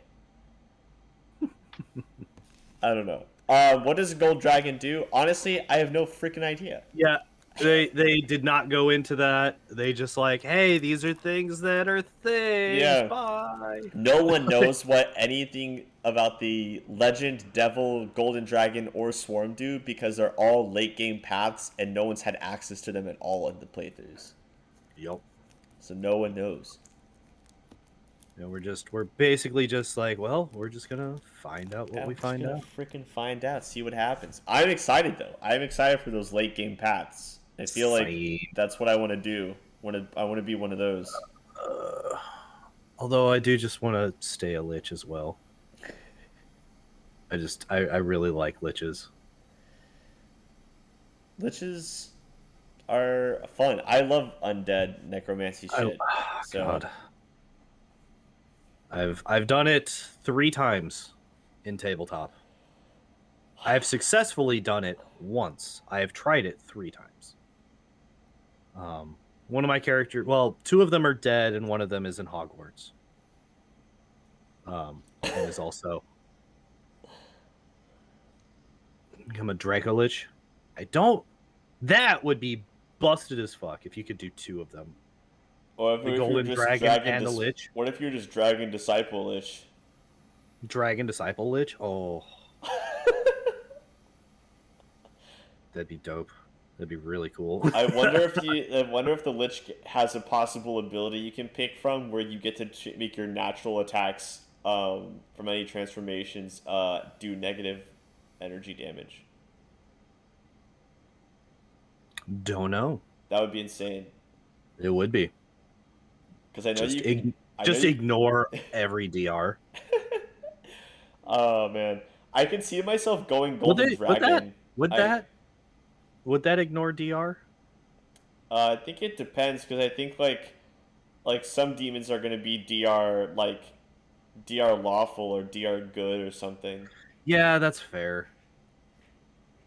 So, and I guess even though it's negative energy damage, it's still a physical attack, so you still would have to go through the DR. Yeah. I was thinking more along the lines of, is it still considered a physical attack because it's now negative damage? Yeah. I could see But then again, if you're a lich, like a lich is going to be a magic based class. Like I don't see a way for a lich to be a martial class. It does. I mean, they have ways in the sense that like you get like some innate undead abilities that make you stronger or better at fighting. That's what they talked about. But I know that like the lich has their own spell book and it does merge with specific class spell books. Oh, really? Okay. So some of the paths have some spell books, and some of those spell books merge with specific class spell books, which is good because then you get way higher caster levels. But if they don't merge, then in some paths spell books don't merge at all, then you're just having 2 separate spell books. So that's also a thing to think about. Oh god. Sounds like a lot of restarting to me. Well, my next question is, if you have shared spell books, or even if it's separate spell books, then how do the spell slots per day? Do you have spell slots per day for each of those spell books then? Yeah, those are also separate. Yeah, whenever you have separate, like whenever you're building up, it's like if you're trying to become a Mystic Theurge before you take Mystic Theurge levels. I guess it would just work the same way as if you're multi-classed, huh? Yeah, it's just okay. that. Yeah, because we technically have because we multi-class into a bunch of different spellcasting classes in the speedrun. We use all of the spells that not all of them, but we use spells from 2 of the 3 classes. Every choice that we take for the mage's class after the familiar is absolutely useless. We don't use any of their abilities. Except for the main one, which is why we take it, which gives us a +2 to our spell DCs. But anyway, damn, there's a lot There's a lot. There's a lot to this. This game's going to be involved, which I'm excited for. Because I feel like once you get the hang of Kingmaker, like after a number of playthroughs, it just becomes so trivial. Like in certain things. Like so I did 2 casual playthroughs of Kingmaker, right? Mm-hmm. My first one was a trash fire by the end. Like everything was dying, like the country was on fire, like I was on like riots. I never got down to crumbling, I don't think, but I was on like riots mode for the last like 3 chapters straight. Like I don't know how I didn't fail or increase it ever, but whatever. Second time through, I think we got down to worried once ever. And that was after we got like, you know, because like at one point you have like 400 BP stolen from you. And if you don't have 400 BP, then you go negative, which automatically drops you down to the next level of like unrest. And that's literally the only time that it ever dropped below stable. The entire playthrough. So yeah, I definitely feel you on that. The Kingmaker like mechanic of this game, which I'm assuming is the tactical battles, we still haven't seen a whole lot of. Right? Like in all of the different videos that we've watched tonight, we haven't really seen a whole lot of the tactical battles part. Do you want to? I mean, I'm down to check it out and see what's going on with it. Samori Sykes has done a lot of stuff. He's a Trickster video that I showed you. Okay. He did one where he goes over some of the tactical battle stuff. It's a pretty good video. I was about to say a lot of these thumbnails aren't exactly hopeful with that. Trying to find out. Mass Effect 1, huh? He's playing I started playing through the Legendary. I still remember in late 3.5 using Cold Iron, good weapons with Quicksilver tablets attached for dealing with evil outsiders. I'm assuming that's to deal with all the different sources of DR for them. What was that? What were you just talking about? Somebody in my chat said, I still remember in late 3.5 using Cold Iron, good weapons with Quicksilver tablets attached for dealing with evil outsiders. I've never played like actual 3.5. I've played Pathfinder First Edition, which apparently, like from what I've heard and read, it's like very heavily influenced by 3.5, and by very heavily influenced, I mean pretty much stolen from what I've heard. If you clean your own ears, oh jeez.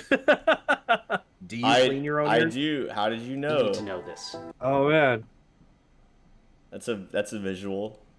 Yep. Sorry you all had to see that. Okay, yeah. He gets into like army stats breakdown, general overview, units, and we can like skip around to like specific parts. But yeah, like I feel like army stats is a pretty good tidbit, but like you get generals for your armies. Oh hey, Keston is back. What? Isn't the guy on the bottom left? Isn't that Keston from?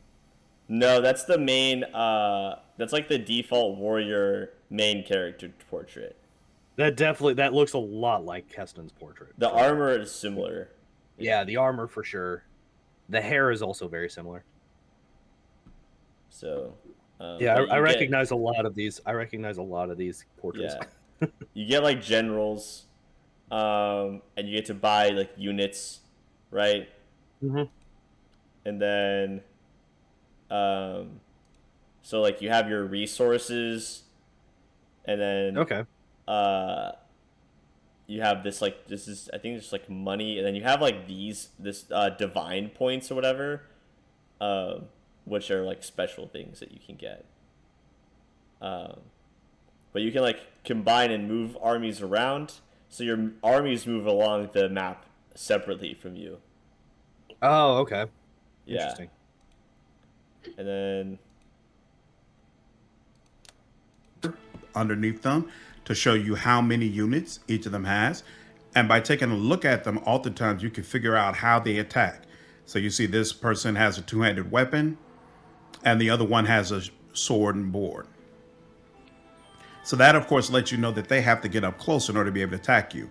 If you put your mouse down on the field while one of your units is selected, it'll show you how many skills once per round. Units with the people. So you also get to cast so those are basically the rounds that this fight is going to go through. Yeah, I was seeing that. You can use I saw your general skills once per round. When you were talking about along like the with the talents that your actual units have as well. So since he's an archer, I'm going to go ahead, shoot him. Have a good night, Dragon Man. Thank you for hanging out. All right. So now we can use the general again. And Scorching Ray, one of the better low-level spells.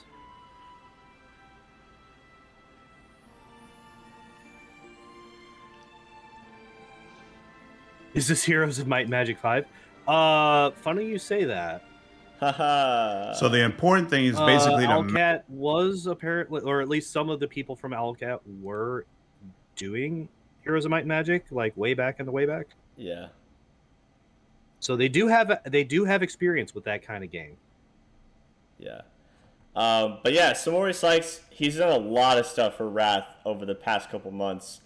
So if anyone wants any extra info that I haven't put out yet or anything like that, he is the guy to go to. I've been watching his stuff like crazy without trying to get myself too spoiled.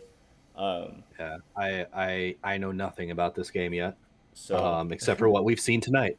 So don't expect me to be an expert on this. But yeah, feel free, like anyone at any time, feel free to comment on like this stream or any video ever and like ask questions. I'm happy to answer to the best of my abilities. I answer pretty quickly. I have a lot of people that like to comment and talk about different builds and different class stuff for Kingmaker, and I love talking about that kind of stuff. So there's only going to be more of that with Wrath. Only going to be more of it. Yep. Very exciting. I also have a YouTube channel. It is linked down in my down below in all the Twitch info and all that stuff. Hey, there it is. So that any percent world record right there, that is currently a lie. The only reason that it is still labeled as the world record is because I have not finished. Well, the actual world record isn't public yet. It will be public in about 3 hours, actually. Also, in about 3 hours, that's about how long it takes me to beat the game. So, as you can, most of my videos, I am a speedrunner primarily. I speedrun Kingmaker. It's the one that I've been working on that run since early June. Started off at 12 hours, and I've cut it down to 3.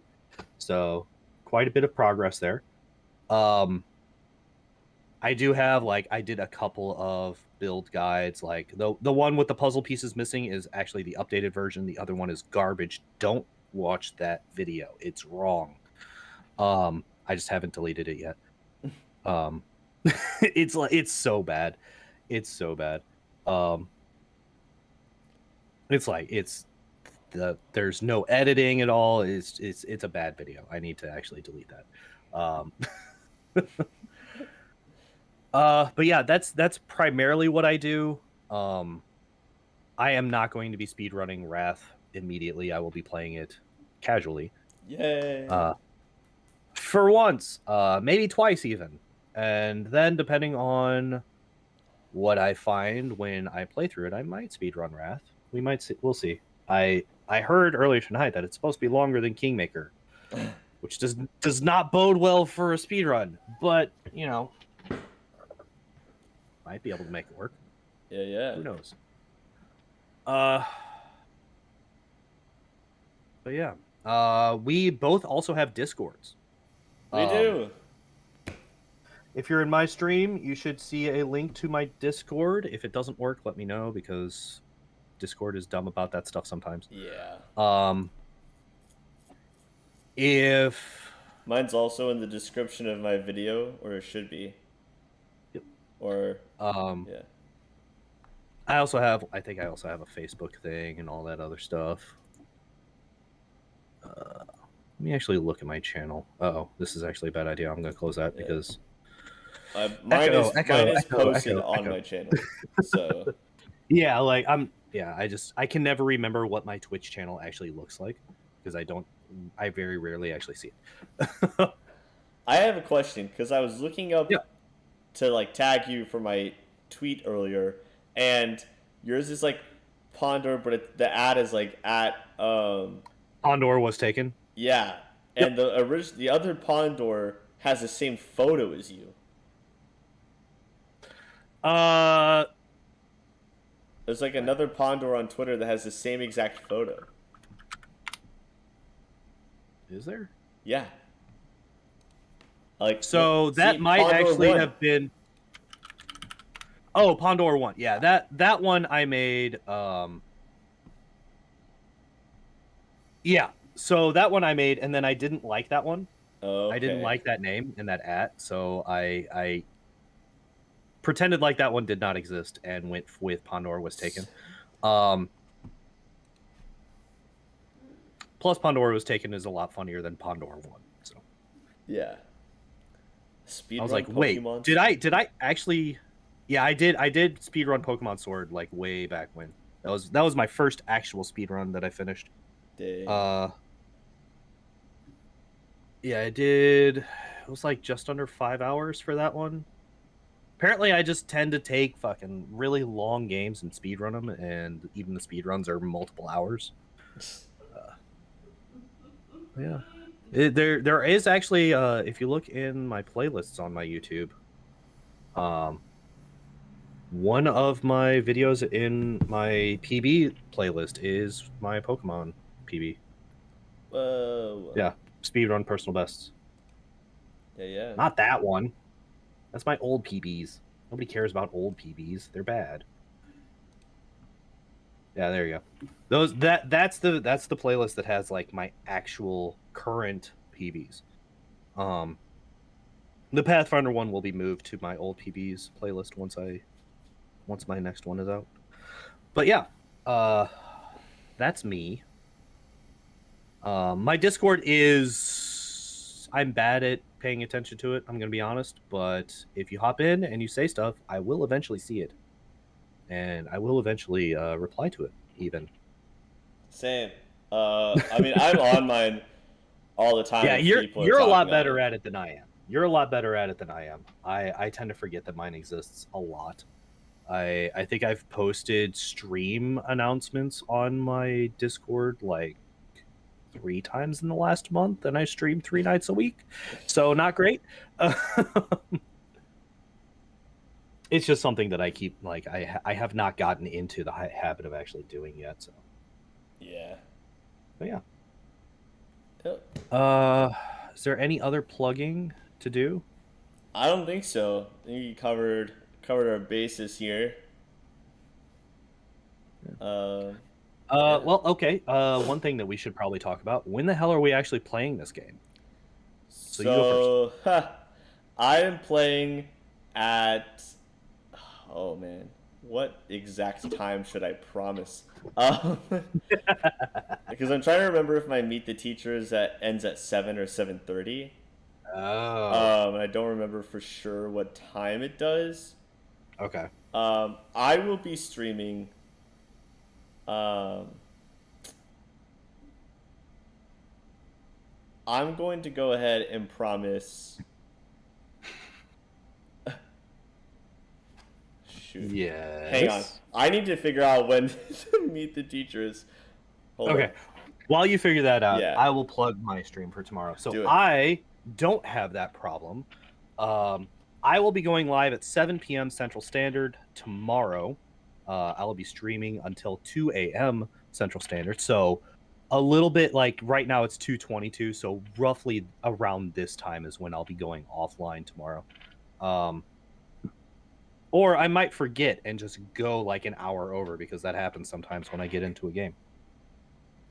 I stream my weekly schedule is right now. It is Tuesdays, Thursdays, and Sundays at 7 p.m. to 2 a.m. Central Standard.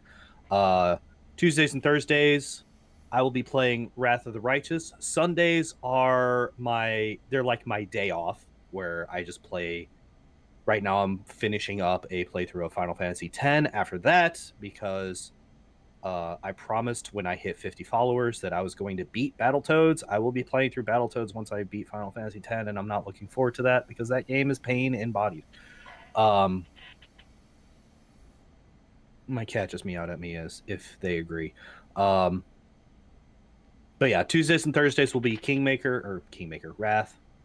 Sundays it will be Final Fantasy X, then Battletoads, and then other Final Fantasies after that. I'm planning on going back through Final Fantasy IX all the way down to Final Fantasy VI in reverse order on my Sunday streams.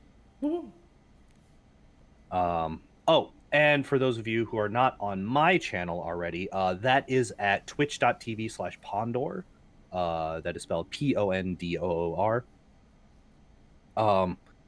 It is the exact same as the YouTube channel that is currently being displayed on the screen. Yeah.